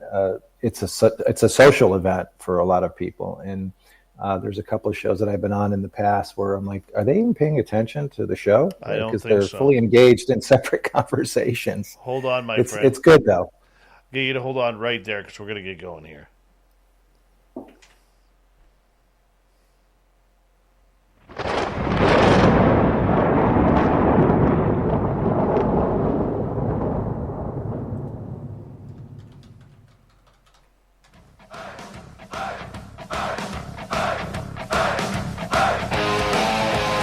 Second half of Spaced Out Radio is kicked off. Thank you so much for joining us. My name is Dave Scott. Really do appreciate earning your listening ears. Want to remind you that if you've missed portions of this show or others, check out our free archives by going to youtube.com/Spaced Out Radio. Do me the favor, hit that subscribe button. Our website is spacedoutradio.com, where we have a plethora of features for you, including rocking out to Bumblefoot and reading up on Captain Shirk's SOR Newswire. Follow us on Twitter at Spaced Out Radio and on Instagram, Spaced Up Radio Show. Spaced Up, Spaced Out. Can't even remember my own show's name. Jon Sumple's name I remember. He's our guest. He's from J3 Films at j3films.com if you want to check it out. A new documentary hopefully coming out this fall to extend the Extraordinary series. Extraordinary, the Revelation. That's what we're talking about tonight. Everything UFO. John, welcome back. Thank you for having me. It's been awesome. It's been a really good time. And you mind if I kind of kick this one off? Because I saw one of the comments in here. It's from Julie. She mentioned, isn't there something in the scriptures about end times occurring during one human lifetime, during our human lifetime? And we do talk about I mentioned earlier about the three different paradigms that we talk about. One of them is the biblical narrative. And in talking with Timothy Alberino and L.A. Marzulli, they are, Timothy in particular said, the Bible is 100% right 100% of the time. He said it is playing out exactly the way it's written, and there is a belief structure that the Great Deception is upon us, and the Great Deception is the UFO phenomena. So that to me is something that it provides an interesting way to look at this. Is, well, what does that mean? And from the religious point of view, some people might argue that, well, religion is created as a control mechanism, therefore there's no way that this is accurate. But if you were to talk to either one of them, and I'm sure you probably have had conversations with each of them, they're very compassionate, or they are very convicted and passionate about their beliefs in the biblical narrative. So that begs the question: is this prophecy that's portrayed throughout the Bible true? And primarily in the Old Testament versus the New Testament. And we can have a whole nother conversation about the New Testament, and that's a possible subject for a future J3 Films documentary, is about the New Testament in the connection to the storytelling. But anyway, my point in bringing all that up is that the conviction of the individuals to a belief structure is fascinating to me, because you have somebody like Dr. Jacobs who says that's hogwash. they're here for one reason and one reason only, and that's to take over the planet. And then you have somebody like Mary Rodwell and people who are more convinced in the ascension and the connection to the cosmos as being the correct pathway. I find it very, very interesting that we could have people who are so diametrically opposed in their foundational belief structures, but yet they all believe in the same phenomena. So that begs the question, which one is right? And that to me is one of the things that will likely play out as this unfolds, and we'll have a much better understanding. My personal belief is that we are dimensional beings. We are of the same cosmic dust. We come from the same energetic source. And we're just playing through the cycle of returning to it. So that's not something that we explore in the films. That's just more my personal belief based on my kind of my DNA for starters, and adding to it the things that I've learned along the journey of making these films. How do you think the mainstream media has covered this topic? Very carefully. I think they have been. I still find it interesting that whenever you do see something in the media about this, it usually is couched in kind of a nonsensical way. And my question would be, well, why cover it? Why put it on the air? Why have when local media talks about somebody who had an experience and they talk about it, they very rarely give it the weight that it potentially demands, and it's presented in such a way that it could be laughed at, and I don't quite understand that. But then there are other times when there are messages that are, I would say, more soft disclosure, the whole UAP. Why are we talking about UAPs so much today? Well, that's all because of, the revelations through ATIP and some of the things that have happened since the New York Times story broke in 2017. It's now part of our nomenclature and how we discuss things. It wasn't 5 years ago. We rarely talked about that. Maybe people who were, insiders, or people who were far down the rabbit hole, were using some of the terms and phrases that are now becoming more prevalent. And that begs the question, was it intentional? And based on the things that we do discuss in the third film, the answer and the conclusion that we come to is it's definitely intentional. So the messages that are proliferating through the media is very, very orchestrated. I think it's orchestrated in a way because, as someone who has worked in the mainstream media, John, I do know for a fact that the media has never wanted this topic.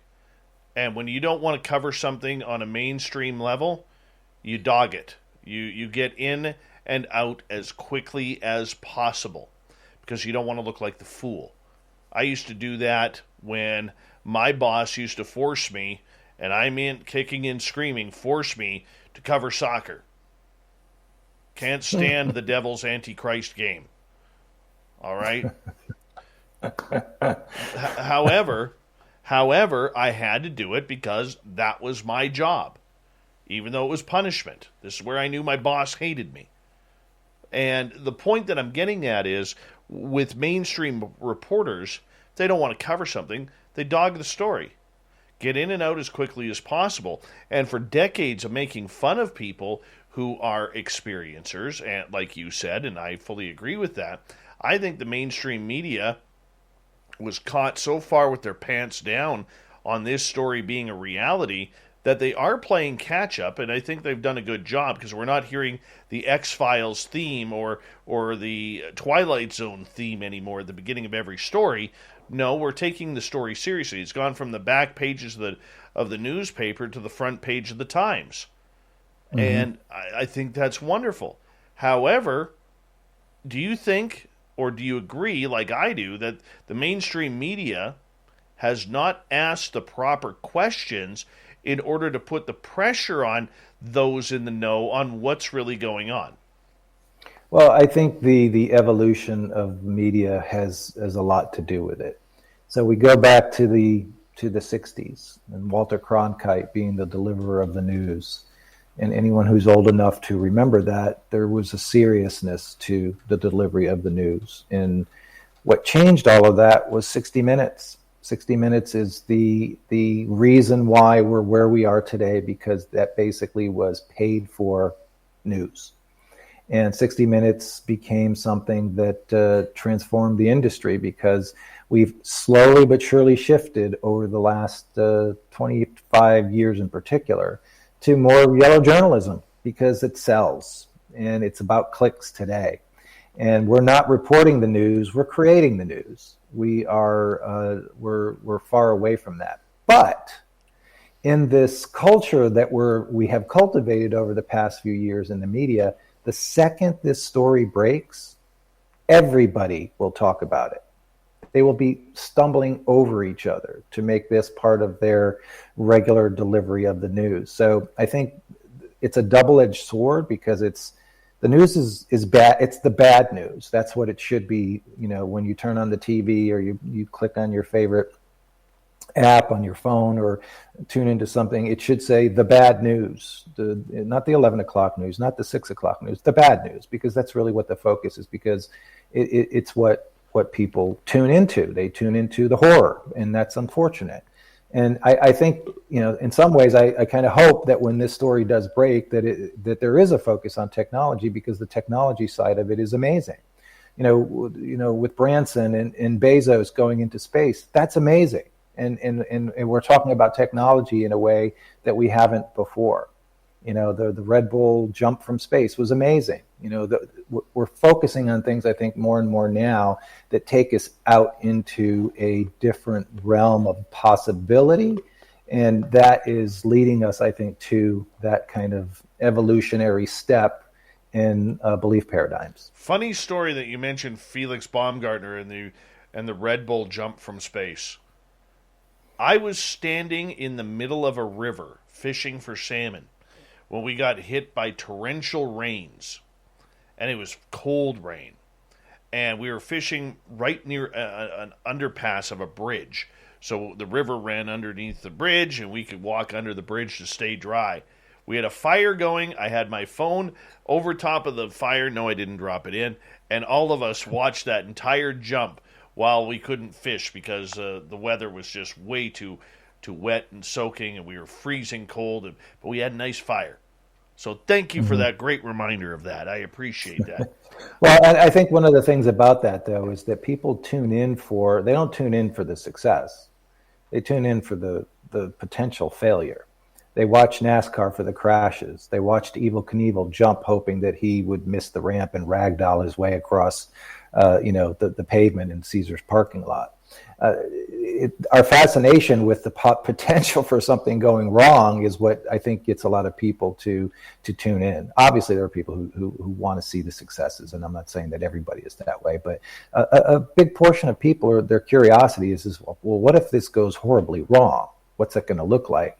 And, you know, how many people, when they're on their way home from work and traffic and they rubberneck and see we're interested in that. We're curious about that. So where I think the media could feed the right information through this is we are curious about where we come from and where we're going and why we're here. And it just hasn't been fed to us in the right way. So, you know, maybe there is a person out there, a deliverer of the news that we have not yet encountered, and most likely will come from somebody in the digital space than it would be on anything that is network related, that will help start facilitating a different type of awareness and approach to this. And you don't know. You just don't know.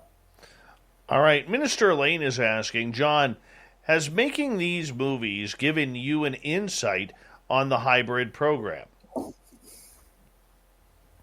I think my level of knowledge of this didn't exist 10 years ago. And now, having been exposed to it, my personal belief structure has been formulated by the people that I've talked to, not so much the evidence and the science and things of that nature, but the deep personal, emotional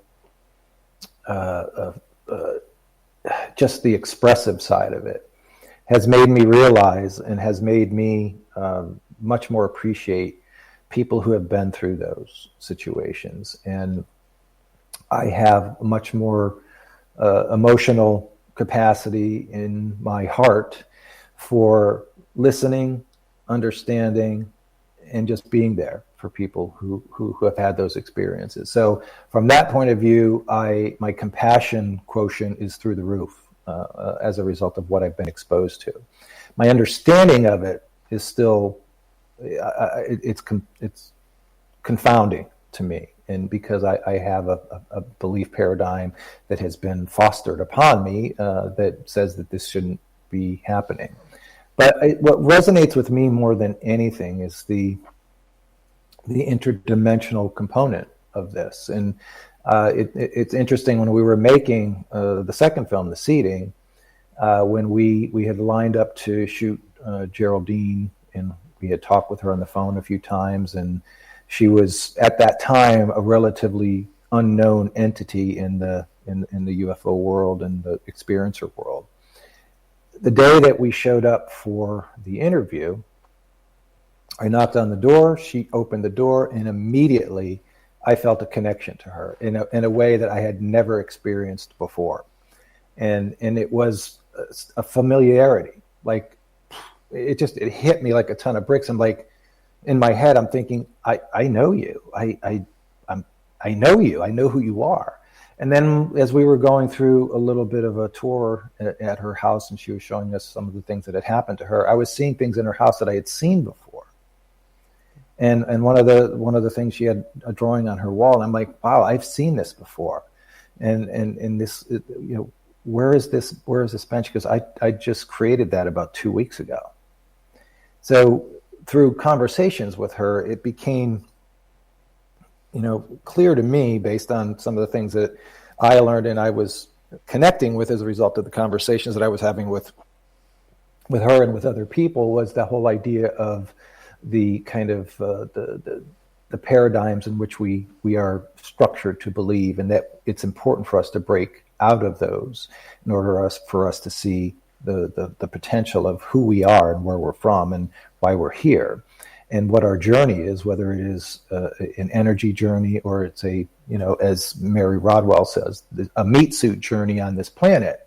So when we break out of the meat suit journey and we have a better appreciation for what the larger cosmic story is, then we start to see the world from a different perspective. And my perspective has shifted more toward interdimensional and connection to source, more so than it does to the whole idea of other beings out there. And I just feel like we're all part of the same family. We have about 7 minutes here before we got to go to break at the top of the hour.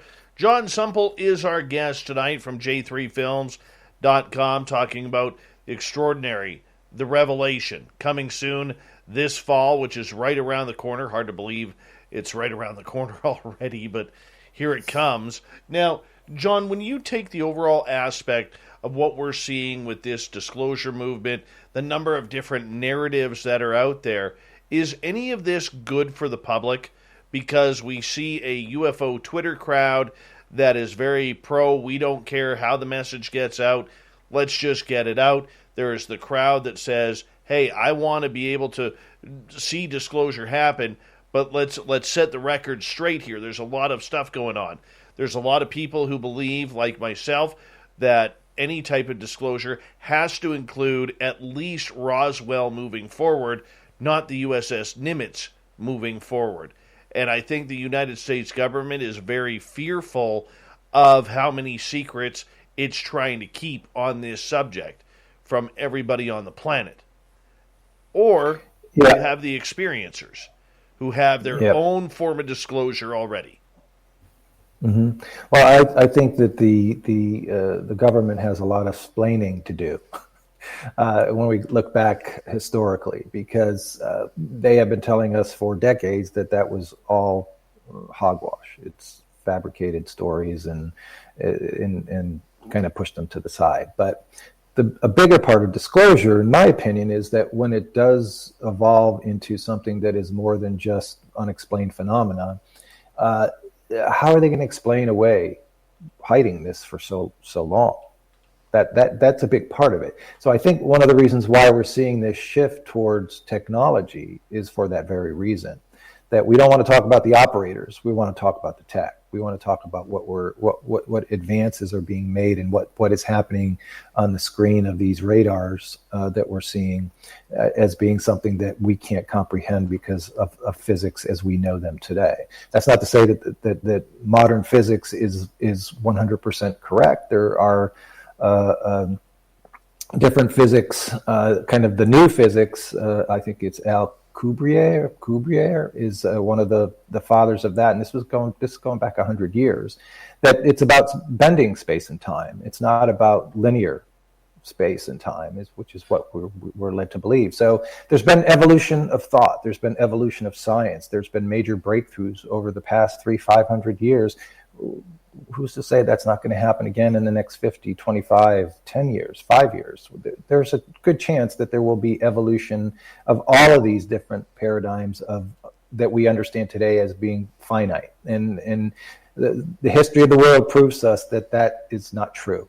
Everything is expanding. And that was one of the themes of the last film, is that the more the circle expands, so from Ralph Waldo Emerson's essay on circles, is every time you expand the circle of greater awareness, there's that many more questions, exponentially more questions that arise that need to be addressed and answered. And I think we're just seeing that happen. We're seeing that expansion just creates more questions. So for the people who want the answers, they're coming.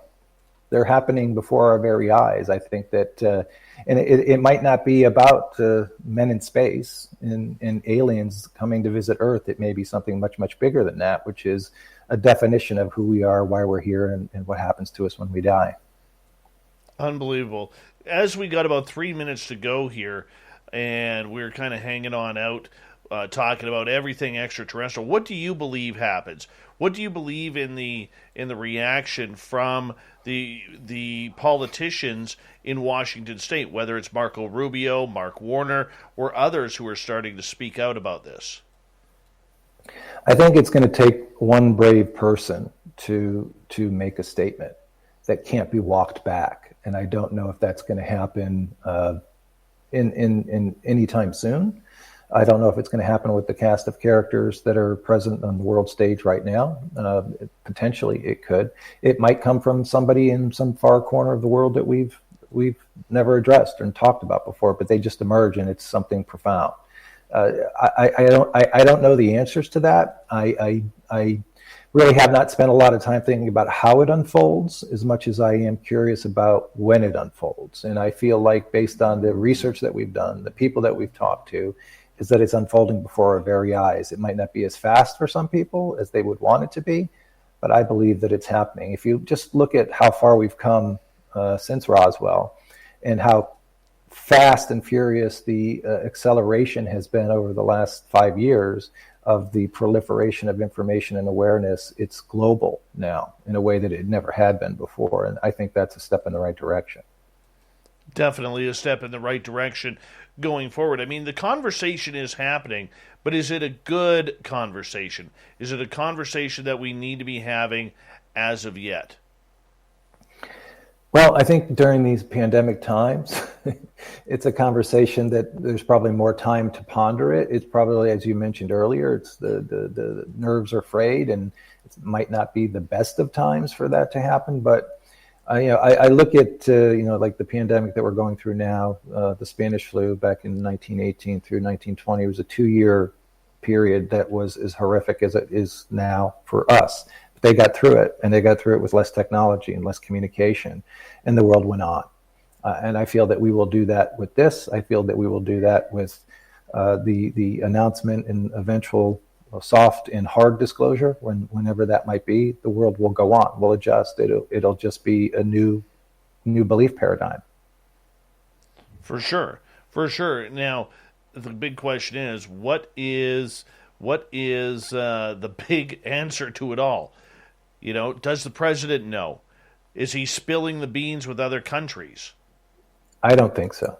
I don't think it's at that level. I think it's far outside of the leadership realm. There's people talk about shadow government. They'll talk about on a need to know basis and who is on a need to know. And one of the things we and learned in talking to the 3 military personnel is that they had clearance. They had high clearance in the areas that they were in control of, but there was so much more that they didn't know, and there was so much more that they weren't exposed to, and they were exposed to quite a bit. Right. So where does that lead us? It leads us to know that there's so much more to learn. All right, Jon Sumple, we have him for another 30 minutes here on Spaced Out Radio. Then we're going to get to the Magic 8 Ball, the Newswire, and the Thought of the Day. Spaced Out Radio continues right after this.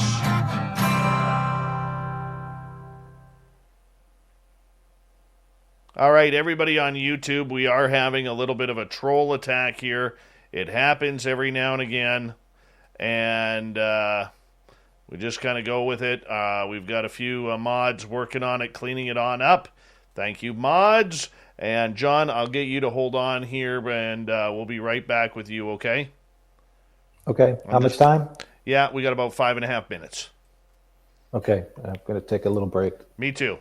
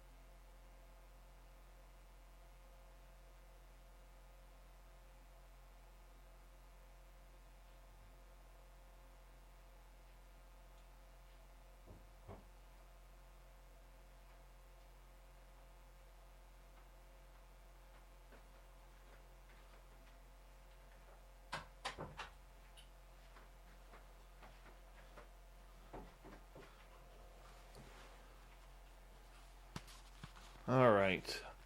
I am back. John, when we get to the break at the bottom of the hour, I'm going to get you to hold on for just a couple of seconds, so that way I can say a proper good night to you. Okay, sounds good. All right, if you don't mind, that would be great. We have about 1 minute 30 seconds.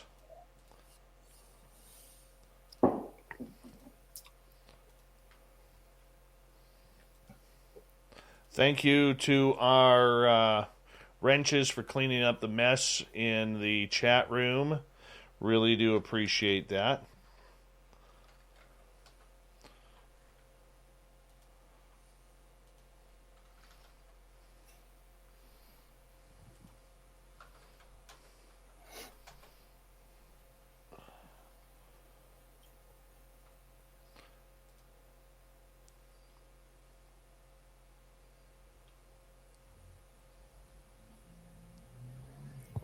Yes, the moon on the East Coast, bright orange. You can blame British Columbia for that. We'll take credit for that, for your orange moon. How about that? Big thank you to YJ, to Minister Elaine ×2, Cat Chaser, Apollo, Fapster, and Chad for the amazing super chats tonight. Really do appreciate it. That's a great way to support the show. Thank you to our new subscribers, all the veterans tuned in, all the regulars who are here every single night. Ibarata in Singapore, how you doing, buddy? Good to see you. Thanks for coming on in. And here we go with the third hour, guys.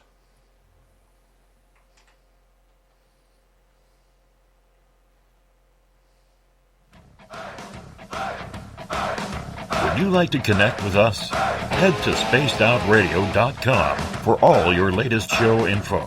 Now, back to Dave Scott and SOR. Here we go with the third and final hour of Spaced Out Radio tonight.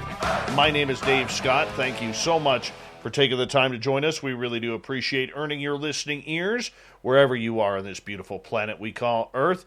Want to say hello to everyone listening in on our terrestrial affiliates around North America, digitally on Revolution Radio, TalkStream Live, and KPNL.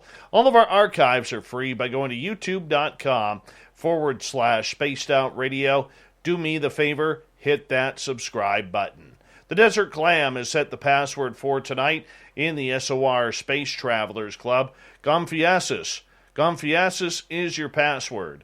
Use it wisely, Space Travelers, as the Clam sets the password each and every night right here on Spaced Out Radio. Our website is spacedoutradio.com, where we have a plethora of features for you, including rocking out to Bumblefoot and reading up on Captain Shirk's SOR Newswire. Follow us on Twitter at Spaced Out Radio and on Instagram at Spaced Out Radio Show. For the final time tonight from J3 Films, we have Jon Sumple. J3films.com is the website. Extraordinary the Revelation is what we are talking about, a documentary that will be coming out maybe this fall or early next year, depending on how the editing schedule and everything goes. John, we're having a great time with you tonight. Thank you for being here.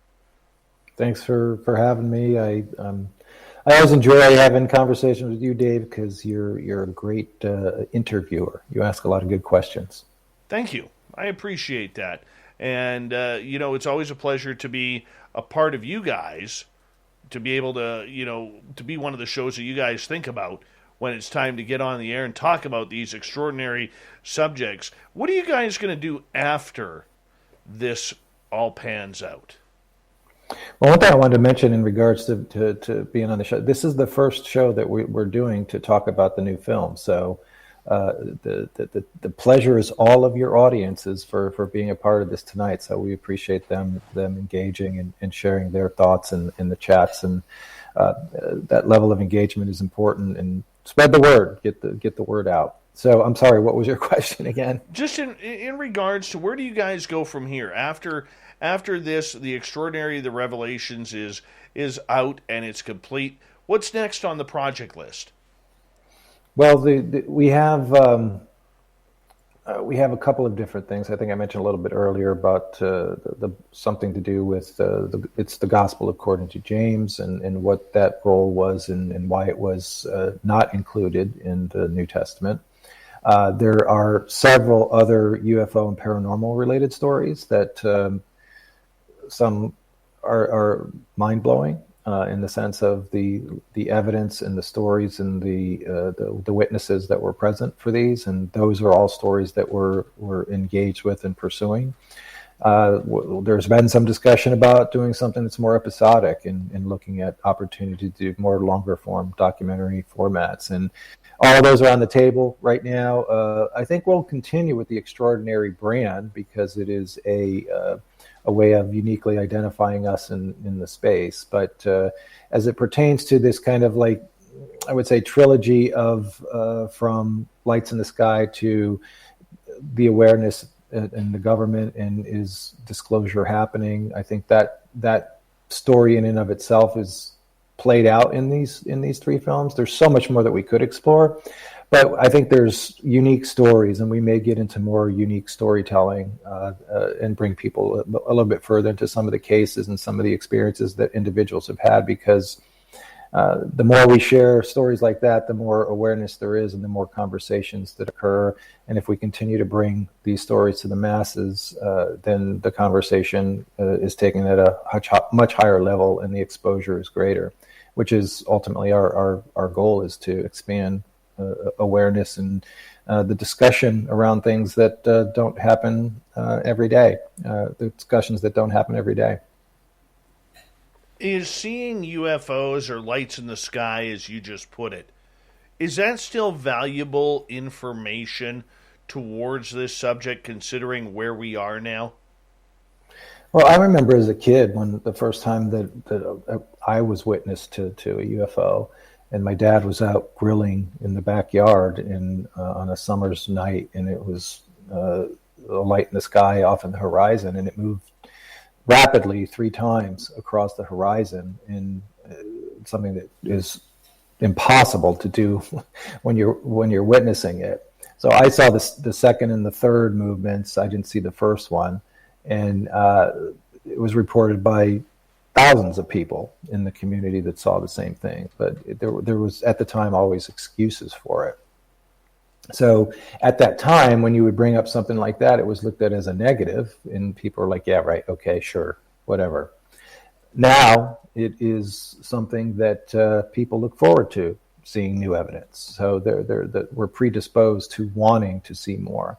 So I think that part of that, though, is that we have seen so much of it that we need something more. It's that kind of like, okay, yeah, been there, done that, seen that, show me something different, show me something better, show me something more profound.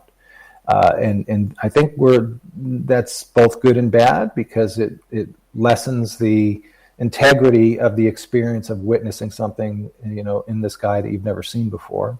If somebody comes into a room and says, look at the image that I got, and then people are like, yeah, I've seen that before, no big deal.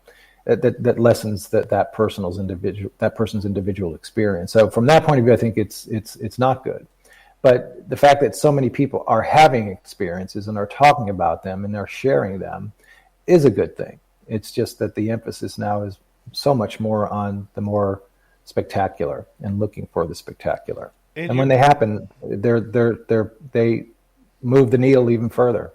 In your opinion, what do we need for profound information in order to really capture the eyeballs that this isn't just a military operation where this is happening, that this is happening every day to people around the world? I think it's less, again, personal opinion, I think it's less about seeing credible information and more about hearing from credible voices. So is it someone in government? Is it somebody who is an influencer? Is it somebody that maybe it's a celebrity that people respect? It's going to take somebody that is not expected to share something like this, that is really going to heighten the awareness to a level that is not happening today. Because I just think the proliferation of evidence, the discussion is so much more heightened. in the last 5 years that we constantly need something new and stimulating to encourage the conversation to go even further. Kevin is asking, John, what do you think about all of the lights that people see over the Temple Mount in Jerusalem? I think, I've seen some of those going back a few years. When they first came out, there were people talking about those that it was a hoax. And I think there was a few that were a hoax, but there had been continuous, imagery and discussions about this. This is one of those things that, when it first happened, it was profound. And now it's just kind of like, oh yeah, that's happened before. We've seen that type of thing. I just think that with the, some of the sightings that we have seen, if anybody that lives on the West Coast in Southern California have seen some lights out over the ocean several times over the last year or so. And this is something that is being documented and reported and captured on video by thousands, if not tens of thousands of people. It's being discussed, it's being shared, and I think that, I don't know if the question is more about are there religious connotations? I really don't know. I think that there might be energy related.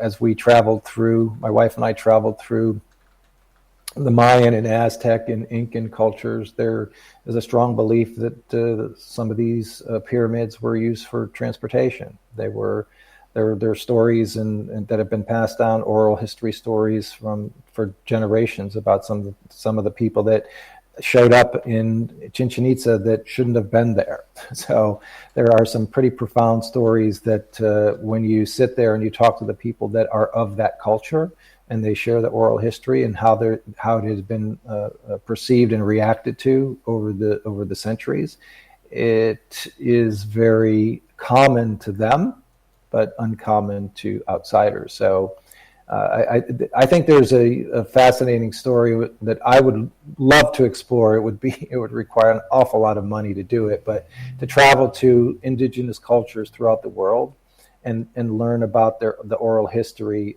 surrounding the Sky People. Because in my short journeys through Central and South America, I've had that conversation with a lot of people. And every single time I ask the question about the Sky People, I've done it with tour guides, I've done it with locals, they all have a story to tell. Every single one of them, and these are things that are specific to the origin stories or stories that have been passed on for generations, oral stories, oral history stories. So I'm fascinated by the existence of these stories and how far they go back and how proliferating they are around the world, and are they similar? And if we can get similar stories that have been told for centuries or millennia, in their corroborative, I see, like Dr. Jacob says, that's evidence. That's evidence to me. Very interesting indeed. All right, let's go to another question. This one comes from our good friends in Italy, Detailing Academy. John, what do you think aliens want? What do you think is their agenda? Well, I'll go back to that kind of cosmic answers that I think that we're all of the same space dust. I think that it's control mechanisms and stories that have us thinking of them as what is their agenda. I don't know if it's an agenda as much as it is a curiosity, maybe, or it's something that they're just waiting for us to get to a point where we're ready to become part of the cosmic family.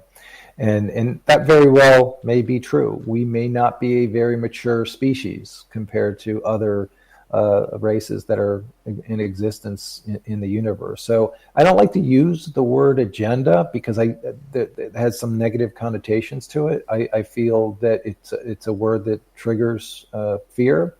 I think I would rather look at it as, what is their purpose? And I think their purpose is really to help bring us along. You mentioned you've seen a UFO, so I'll kind of rephrase Mark's question here. Are you an experiencer yourself? Do you consider yourself an experiencer? I do not consider myself an experiencer. That doesn't mean that I haven't. I have no awareness or connection to it. I haven't had the I haven't had the moments that some people, when we screened the last film, we had people have very emotional and physical responses to seeing some of the things that were said in the film, to the point where they had to leave the theater. Then talking to them later on, they were like, something that triggered something in me. Created an awareness that I now need to figure out what's going on. So I haven't had anything profound like that happen with me. But as far as seeing craft, I've seen at least 3 different times when I was young, where I was, there was no explanation as to what I saw at the time. Now, and since then, over the past, I would say, 10 years, night watches and sky watches and things like that, I've had the infrared glasses on and have seen things moving in ways that they shouldn't. That makes me believe that they're not moving in straight lines. Something's different for sure. Jon Sumple is our guest tonight on Spaced Out Radio, talking UFOs and everything in between. Melinda is asking, is there a chance your movie will be submitted for the International UFO Congress in September? There is a very, very small chance. That's not to say that there isn't a chance, but the challenge is where we are in the production cycle right now, and there's still so much more that needs to be done that I don't think we would have a screener copy ready in time for submission for that, given how close it is. So if by some Hail Mary miracle of a chance we do get things dialed into a point where we can get it to Karen and Alejandro for inclusion, we would definitely consider it. But I feel that the window is very, very small and closing rapidly. But yeah, we would love to have it presented there again. All right. Apollo is asking, why would the government go through such extremes to keep this topic quiet? What if it's really bad news? What if it involves souls or consciousness? What if by believing in it makes you stronger? Or makes you stronger? I think that's the fear. The fear in the government is that it empowers the people, that it empowers awareness, it empowers consciousness, it empowers individuality. It empowers us to search for answers and the truth, and not be, on the hamster wheel. So when we break out of the traditional mindsets, when we break out of the loops that we're caught in, that's when profound expansion of knowledge and awareness and evolution and thought and development and technology and ideas and creativity happens, and it requires those breakthroughs. And I think to a certain extent, from a government or a religious perspective, is that if we're allowed that, not that they have the right to say what we are allowed to do and not to do, if we're allowed to do that, it would be something that is more difficult to control. So when I think about control, I think about it in the sense of it's in this, whether it's governments or cabals or a select group of individuals that are pulling all the strings. It's a lot easier when everybody's moving in the same direction. It's much more complex when people are moving in different directions, and from those who are orchestrating the desired end result that benefits them. So I believe that we're gonna reach one of those peaks, and we're going to go through one of those expansions of thought and knowledge and awareness and connection. And it may be interdimensional. It may be, one day you wake up and you feel something that you've never felt before, and you follow that path, and it takes you something that you can explain, but it makes sense. And I think that that's part of what we're going to be going through, is that we don't need other people telling us that this is happening. We need to believe it from within. I feel that disclosure is us, and how we manage it and how we deal with it and how we embrace it helps guide us to where we need to go. Do you think the government, though, is playing the public for fools on this topic by saying they don't know what it is, they don't know where it's coming from? Because to me, it looks very foolish.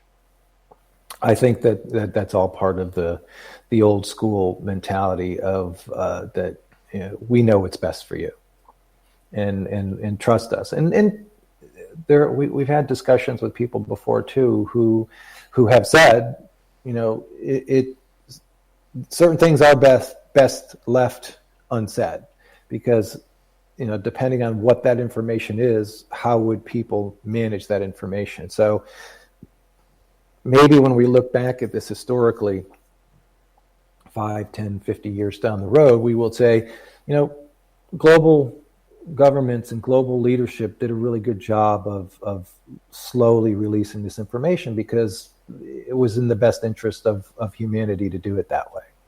We're not there yet to be able to look back at that and say that that's what's happening, but maybe it is. Maybe we are being spoon-fed at the pace we need to be spoon-fed in order to truly embrace this. But I do feel like when you look back at where we were in 1947 and where we are today, profound leaps from where we were to where we are today. But with the knowledge comes the desire for more, and that's where we are at this point. Is that okay? We've been spoon-fed. Now let's turn on the fire hose. We're ready for more. Well, I mean, it's going to be interesting to see how it plays out. And this is where we always say on this show to our audience, make sure you be careful of the narrative that's out there, because this is a narrative. If there wasn't a narrative, we wouldn't have seen the government stop at 2004. They would have kept going. Anyways, Minister Elaine is asking, when do you expect your trailer for Extraordinary the Revelation to come out? Well, for clarity, it's Extraordinary the Revelation, so plural.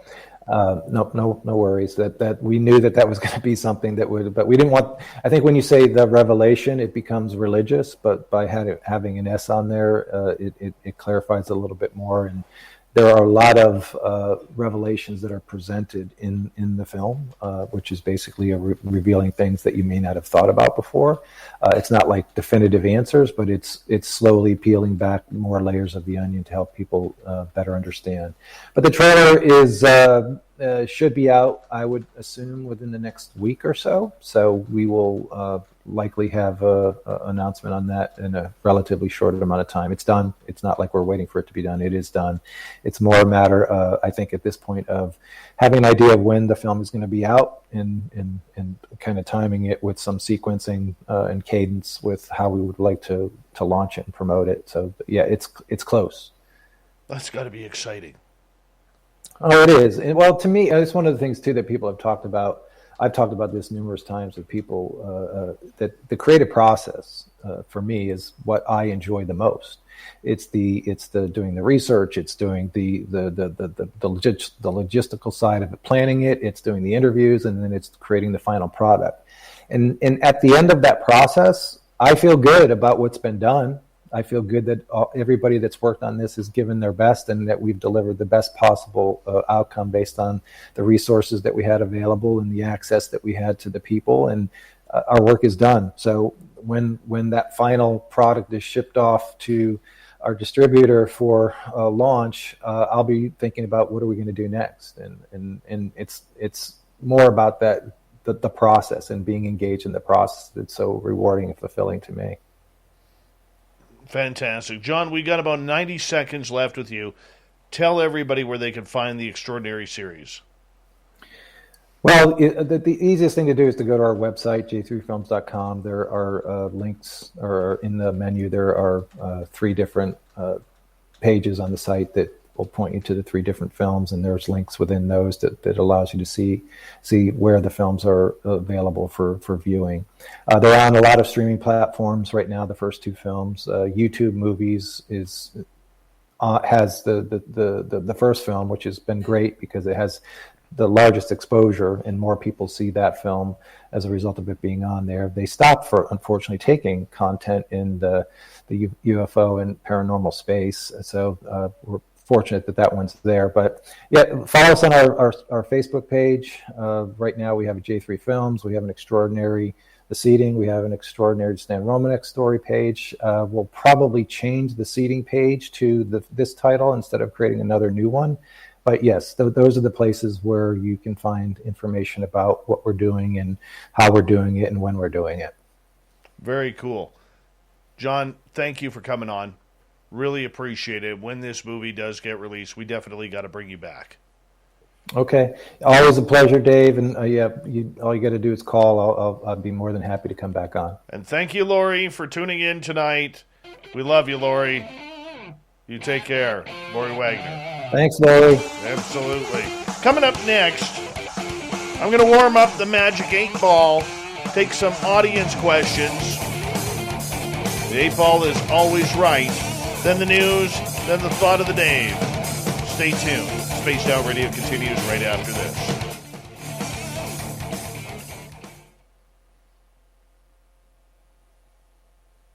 All right, we're clear. Good job, John. Yeah, great show. Sorry really for good. waking you up at 2 a.m. your time. Felt bad about that. Not a problem. No, I was excited to participate, so looking forward to it. It's one of those things like Christmas morning, whenever, like we did, I think like 25 to 30 shows for the last film. By the end of that run, you're kind of like, yeah, okay, I'm good with this. But this is the first one for this one, so I was pretty excited to get on and start talking about it. So well, you guys always got a home here. No, we really appreciate that. The opportunity and the friendship and the support is invaluable when you're doing this. As you mentioned earlier, this is, when you're doing this, you're not doing it for windfalls of money. You're doing it to raise awareness. So we'll keep doing it as long as people are interested. Rock and roll, my friend. You take care, okay? Okay. Thanks a lot. Good night. Have a great day. Good night. Okay, bye-bye. Jon Sumple, everyone. Jon Sumple. Oh. Yeah, he's a good dude. Thank you to Lori Wagner for that. You may not know her name, but you definitely have seen her work. She just works behind the scenes. She's amazing. She's like invisible, but she's like amazing. Oh.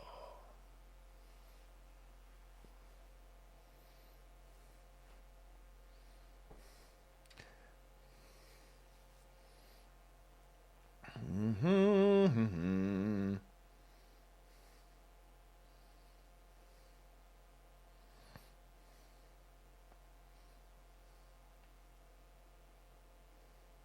Thanks, Mike Palumbo. All right, remember when we go do the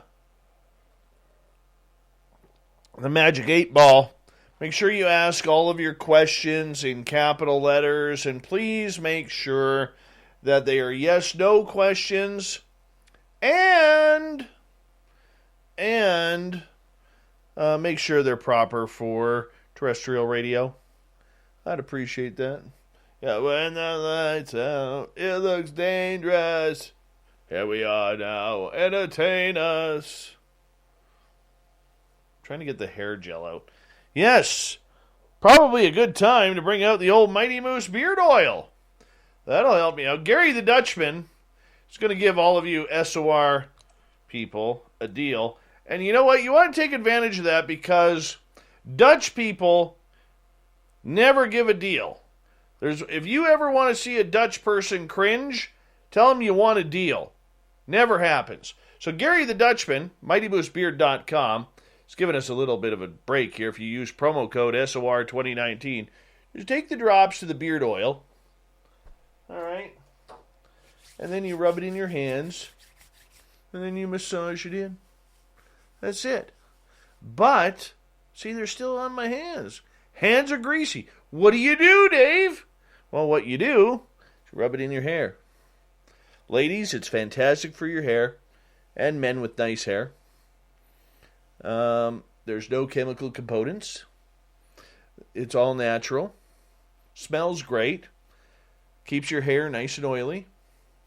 Because your hair should be a little bit oily. Not oily. You don't want it too oily. But some oil is good. It really is. So, you want to do this. All right? You smell good. You feel good. Your hair smells great. It feels great. And you go to MightyMooseBeard.com. Tell Gary the Dutchman. Okay, say, hey, you cheap Dutchman. I want the SOR 2019 promo code to give me a discount. And remember, you are paying in Canadian dollars. All right? You are paying in Canadian dollars. So if you're in the United States or the UK, you're getting one smoking good deal. Seriously. Seriously. It's the way it works. I cannot deny that. Cannot deny that.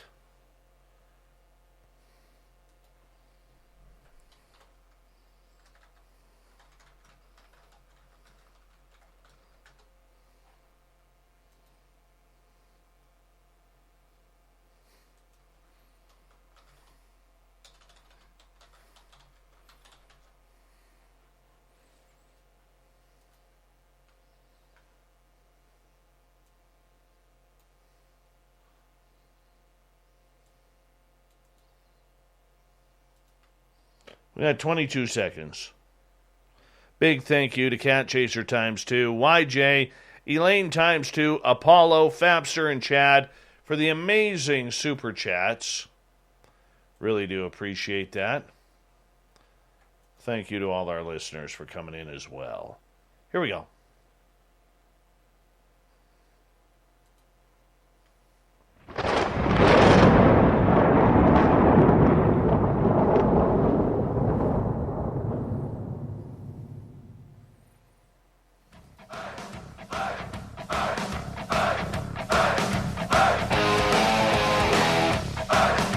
We've rounded third. We're heading for home tonight on Spaced Out Radio. My name is Dave Scott. Thank you so much for playing along with us tonight. Usually we get to the news at this time, but you know what? It's time for the Magic 8 Ball.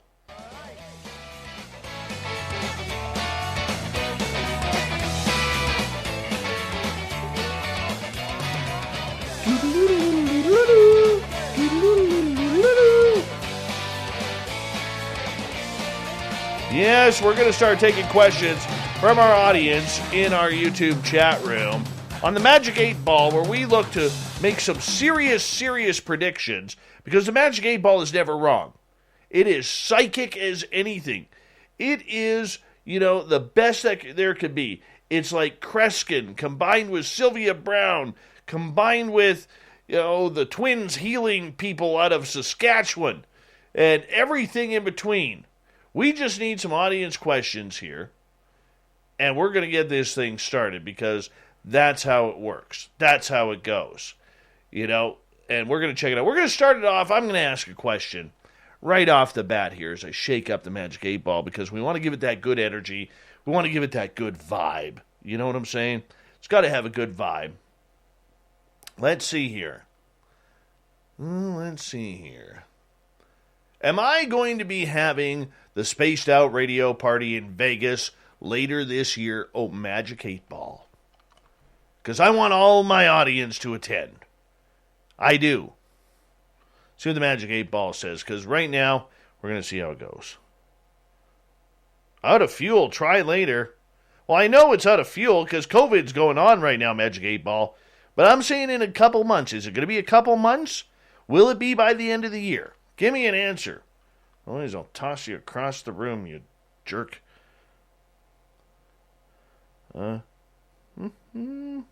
You may rely on it. See the accuracy?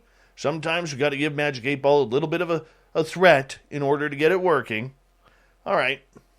By this year, we're going to have a party. Oh, yeah. Here we go. Nicola is asking, I have had one UFO experience. Do you think I will have another one? Magic 8 Ball, Nicola, says for you, all clear. Keep your eyes to the skies. It's going to happen. I don't have a timeline on it. The feeling I get is probably within the next year to two. Within the next year to 2 years. But it's going to happen. You just need to stop staring at your phone. Take your lawn chair out into the yard and focus up. Bring some binoculars out with you, too. Down in Australia, we have Ozzy's sister. Magic 8 Ball, should I change my YouTube name to Biology Melinda? That sounds complicated. See if Magic 8 Ball likes it. It's not getting good energy off of this. It says batteries are low. Think you're going to want to come up with a better name than that. Sorry to break your heart, but sometimes the Magic 8 Ball can be callous that way. All right. Jules is asking, will it rain on the forest fires tomorrow? It is decidedly so.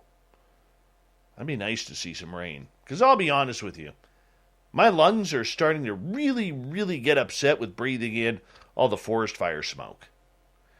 And it is like snowing ash at my house and at the studio here. It's not a good feeling. Not a good feeling at all. All right, where are we here?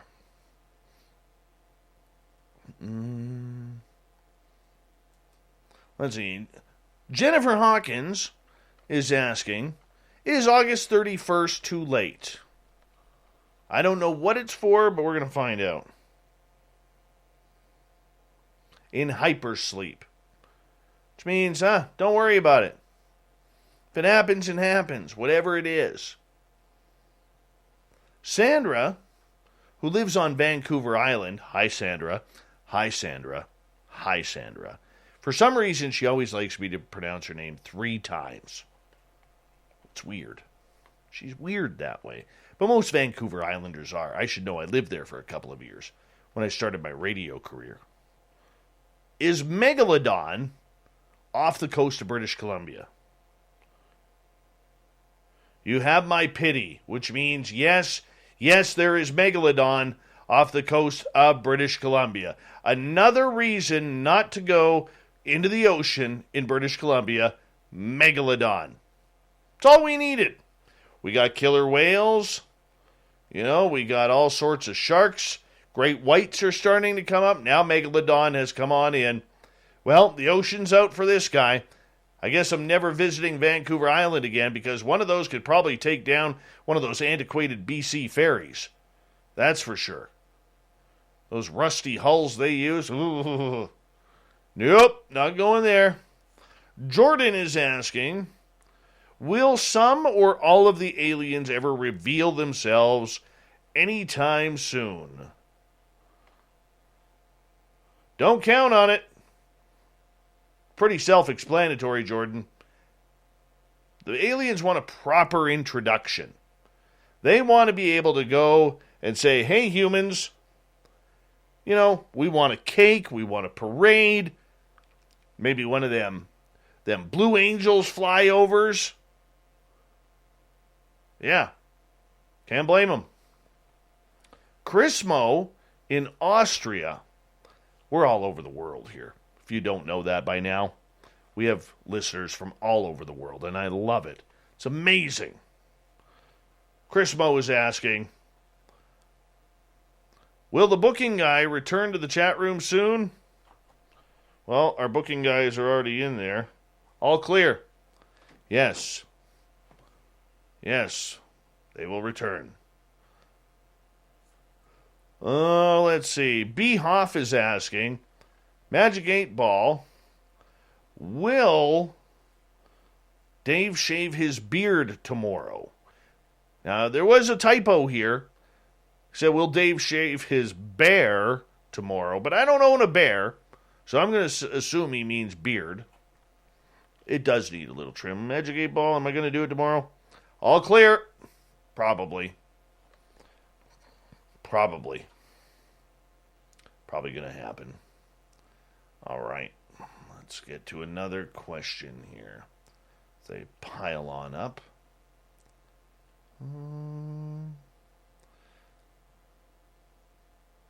All right. Jordan Ashley Pettit, or if she was from Les Provinces de Quebec, it'd be Petit. Oh, Grand Mystical Magic 8 Ball, will I ever meet Dave in real life? Oh, do I have an autograph for you? It's Dave Scott. That's how I sign it. Dave Scott. Come on, Magic 8 Ball. Don't count on it. Oh, that's cruel. Really? Is that your final answer? Because that's kind of a cruel answer. You have my pity.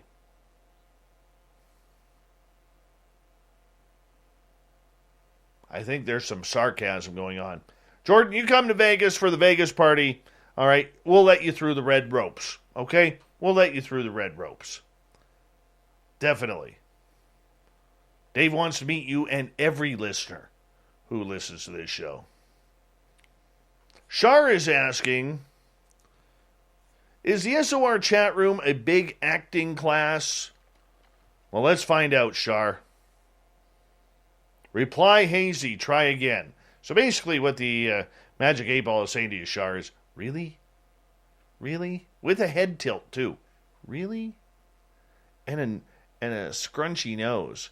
Oh, gosh, I should go scrunchy nose. Because if you're seeing me on camera right now, I get this, if I go scrunchy nose, I get this big Ukrainian bulbous nose. Us Ukrainians are known for our big noses. All right, Jenny is asking, will Dave ever eat breakfast for dinner? Ha ha ha ha ha! Oh, the Magic 8 Ball agreeing with me, just so you don't think I'm BSing here, says don't count on it. Oh, it turned on me. There. Ask again later. No, I will not. In Italy, as we said, we got people all around the world listening. Detailing Academy is asking, will my date tonight go well? Yeah, because he's living in Tomorrowland. Lives in the future over there on the big boot. I'd like to go to Italy. Answer is, all clear. You're going to have a good one. Don't try any stupid pickup lines because you already got the date.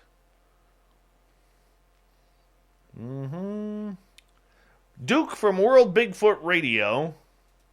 Will Dave ever come to Montana and go camping with Sasquatch and Duke? Oh, that sounds fun. The answer is, censors read no. What do you mean? Are you being foolish again? 8 Ball says, censors read no. Really? Sounds kind of jerkish. Duke, sometimes the 8 Ball is not 100%. I would like to do that trip. I really would. All right. Snakes is asking, will Dave get to see a Guns N' Roses concert this year? That doesn't rely on the 8 Ball. That relies on Justin Trudeau opening the bloody borders up. Get the borders open, JT. Don't worry about a new pair of socks.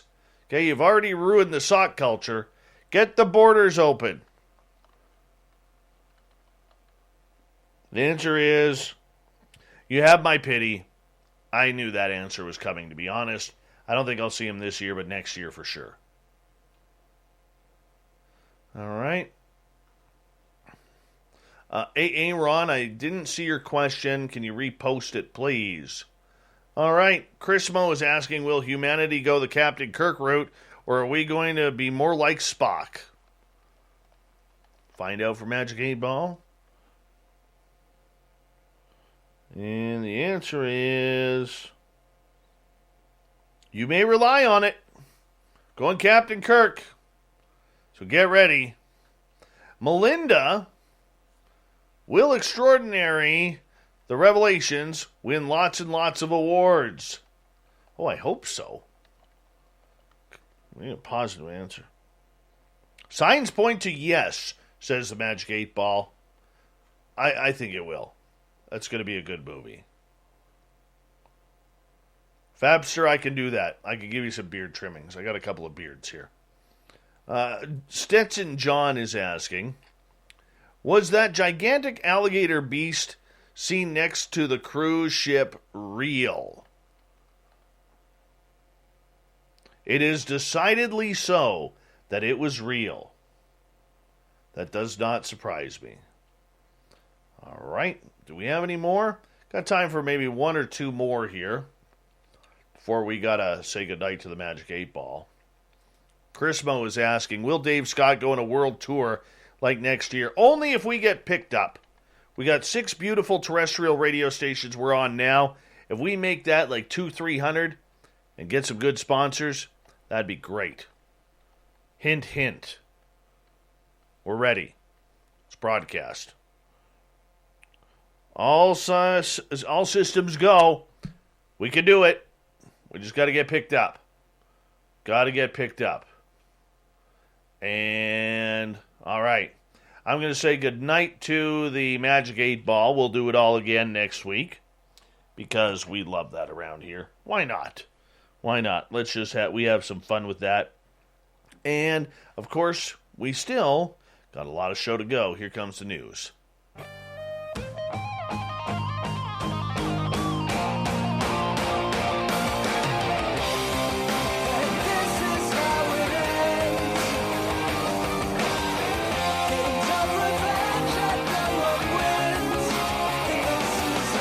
News is always changing. That's why we bring the SOR Newswire at the back end of every show where we get real strange stuff sometimes. And here in British Columbia, a province-wide state of emergency has finally been declared as wildfires continue to grow, forcing hundreds from their homes and putting thousands more on evacuation alert. And I'm just going to say, anywhere in America where your moon is orange or your sun is bright orangish red, you can blame Canada for that. You really can. Maybe a little bit of California, some Oregon and Washington, but mainly Canada. We'll take credit for that. Public Safety Minister Mike Farnworth finally got out from behind his desk, saying the declaration will help with the mass evacuations quickly and allow the government to secure accommodation for those people if necessary. Nearly 300 fires were burning across the province today, including several that were encroaching on communities like mine that have issued evacuation orders or alerts. There are more than 40 evacuation orders affecting about 5,700 people, almost 2,900 properties in the province. There are also 69 evacuation alerts affecting just under 33,000 people and about 16,000 properties. We have reached a critical point, Farnworth said. More than 3,000 square kilometers of land has already been burned by 1,145 wildfires in British Columbia so far this year, which is 3 times the 10-year average for this time every year, according to BC Wildlife Service Director of Operations Cliff Chapman. The state of emergency will stay in effect for 14 days, but may be extended as needed. About time. About time. All right, here's a weird one. Chelsea Jovanovic invited a special guest to her maternity shoot in June 2021. Along with Jovanovic, her husband Jake, and her baby-to-be, a woman the couple had never met in person was also there. Her name is Cheryl Urban, and she had donated her uterus to Jovanovic 18 months earlier. For a long time, the two women's identities were unknown to each other, but 1 year after the transplant, they were allowed to connect. After emailing and talking on the phone, they felt an instant connection. Jovanovic is a registered nurse. Urban, who's 42, was a nursing major once. They called each other soul sisters. She is my angel on earth. Without her, I would not have my family, says Jovanovic, a 33-year-old registered nurse from Billings, Montana. I am so very grateful. Jovanovic learned early in life that she would face fertility struggles. At 15, she still hadn't had her period, and doctors discovered her uterus wasn't fully developed. After getting married in 2018, Jovanovic got an offer from her best friend to be a gestational surrogate. I definitely always knew I wanted to be a mom, Jovanovic said. That's all I ever really wanted. Jovanovic and her husband created 3 embryos. In August 2019, they were at their lawyer's office signing surrogacy paperwork. The embryo transfer was planned for 3 days later when Jovanovic received a phone call saying there was fluid in her friend's uterus. The implantation had to be postponed. It was devastating news. But, oh well, there's brighter side to this. Because of the Living Donor Uterus Transplant Program, now the young lady is a mom for the first time. That is incredible. That's good humanity right there. I'm just saying it. That is good humanity. And finally tonight, if you didn't see this, it was pretty cool. Jeff Bezos, a.k.a. the world's richest man, described his journey to space as the perfect mission and a tiny little step in his master plan to build a road to space where he thinks the world's major industries will be able to operate in the future to save planet Earth. Bezos and the crew of Blue Origin took off from their base in Van Horn, Texas at 9:12 a.m. Eastern and the 52nd anniversary of the moon landing. 12 minutes behind schedule, they ascended for 4 minutes before the New Shepard rocket booster separated from their capsule, leaving them floating in zero gravity for 4 minutes. Bezos and Mark floated about, pretended to swim, and tossed Skittles at each other's mouths while in the air. And they said afterwards they had written "Hi" and "Mom" on their palms and put their hands together for their mother Jacqueline while in space. They were joined by 18-year-old Oliver Damon, the world's first paying customer to buy his flight, and 82-year-old Wally Funk. By the way, how does an 18-year-old have like $28 million to do this? Seriously. The 10-minute flight, by the way, cost $5.5 billion or $555 million per minute. Yep. Think about that for a second. That's a tough pill to swallow, but space is worth it.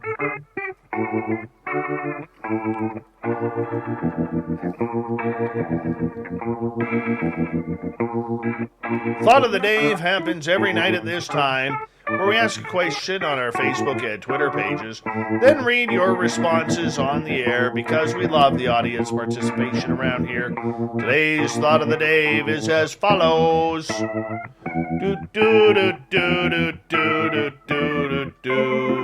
In your opinion, what is the most important aspect of ET contact? John, discovering among the ETs who we can trust and who we can't. Drew, the understanding of our relationship with them. Ken, they're all demonic, best to avoid them. Irina, proving it. Eduardo, find one ET to contact. Chris, if ET contact was credible, then search for truth and disclosure of UAV would be mute. Eric, ascension. Kevin, the contract buzz. Eugene, confirming their origins and their agenda. Byron, when I have a conscious contact and remember it or some of it, I always have an increase in my ability to perceive. Marty, expanding our collective consciousness. Danny, to not get butt probed. Catherine, what flavor of sauce to use? Oh, and what wine pairs well, of course. Bobby gets the final word tonight. Astroglide versus KY. Aliens, you decide.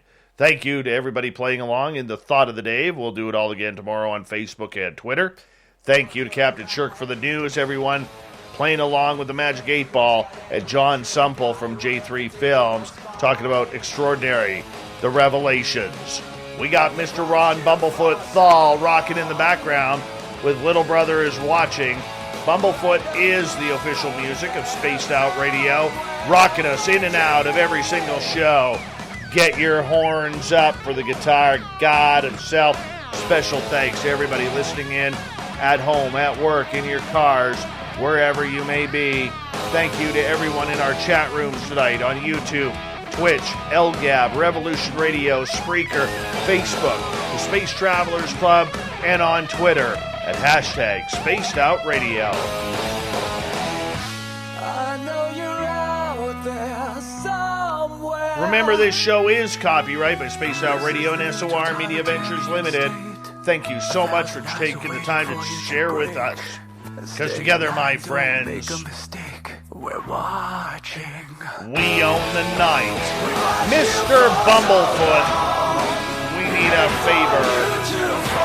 We need you to take us home. I know you're out there somewhere. Watching me. Yes, the Woo train has docked for the night. But soon, my friends, we shall ride again. Your seats are always available. Your tickets never expire. And if you want to bring a friend, we've got room for them too. Good night.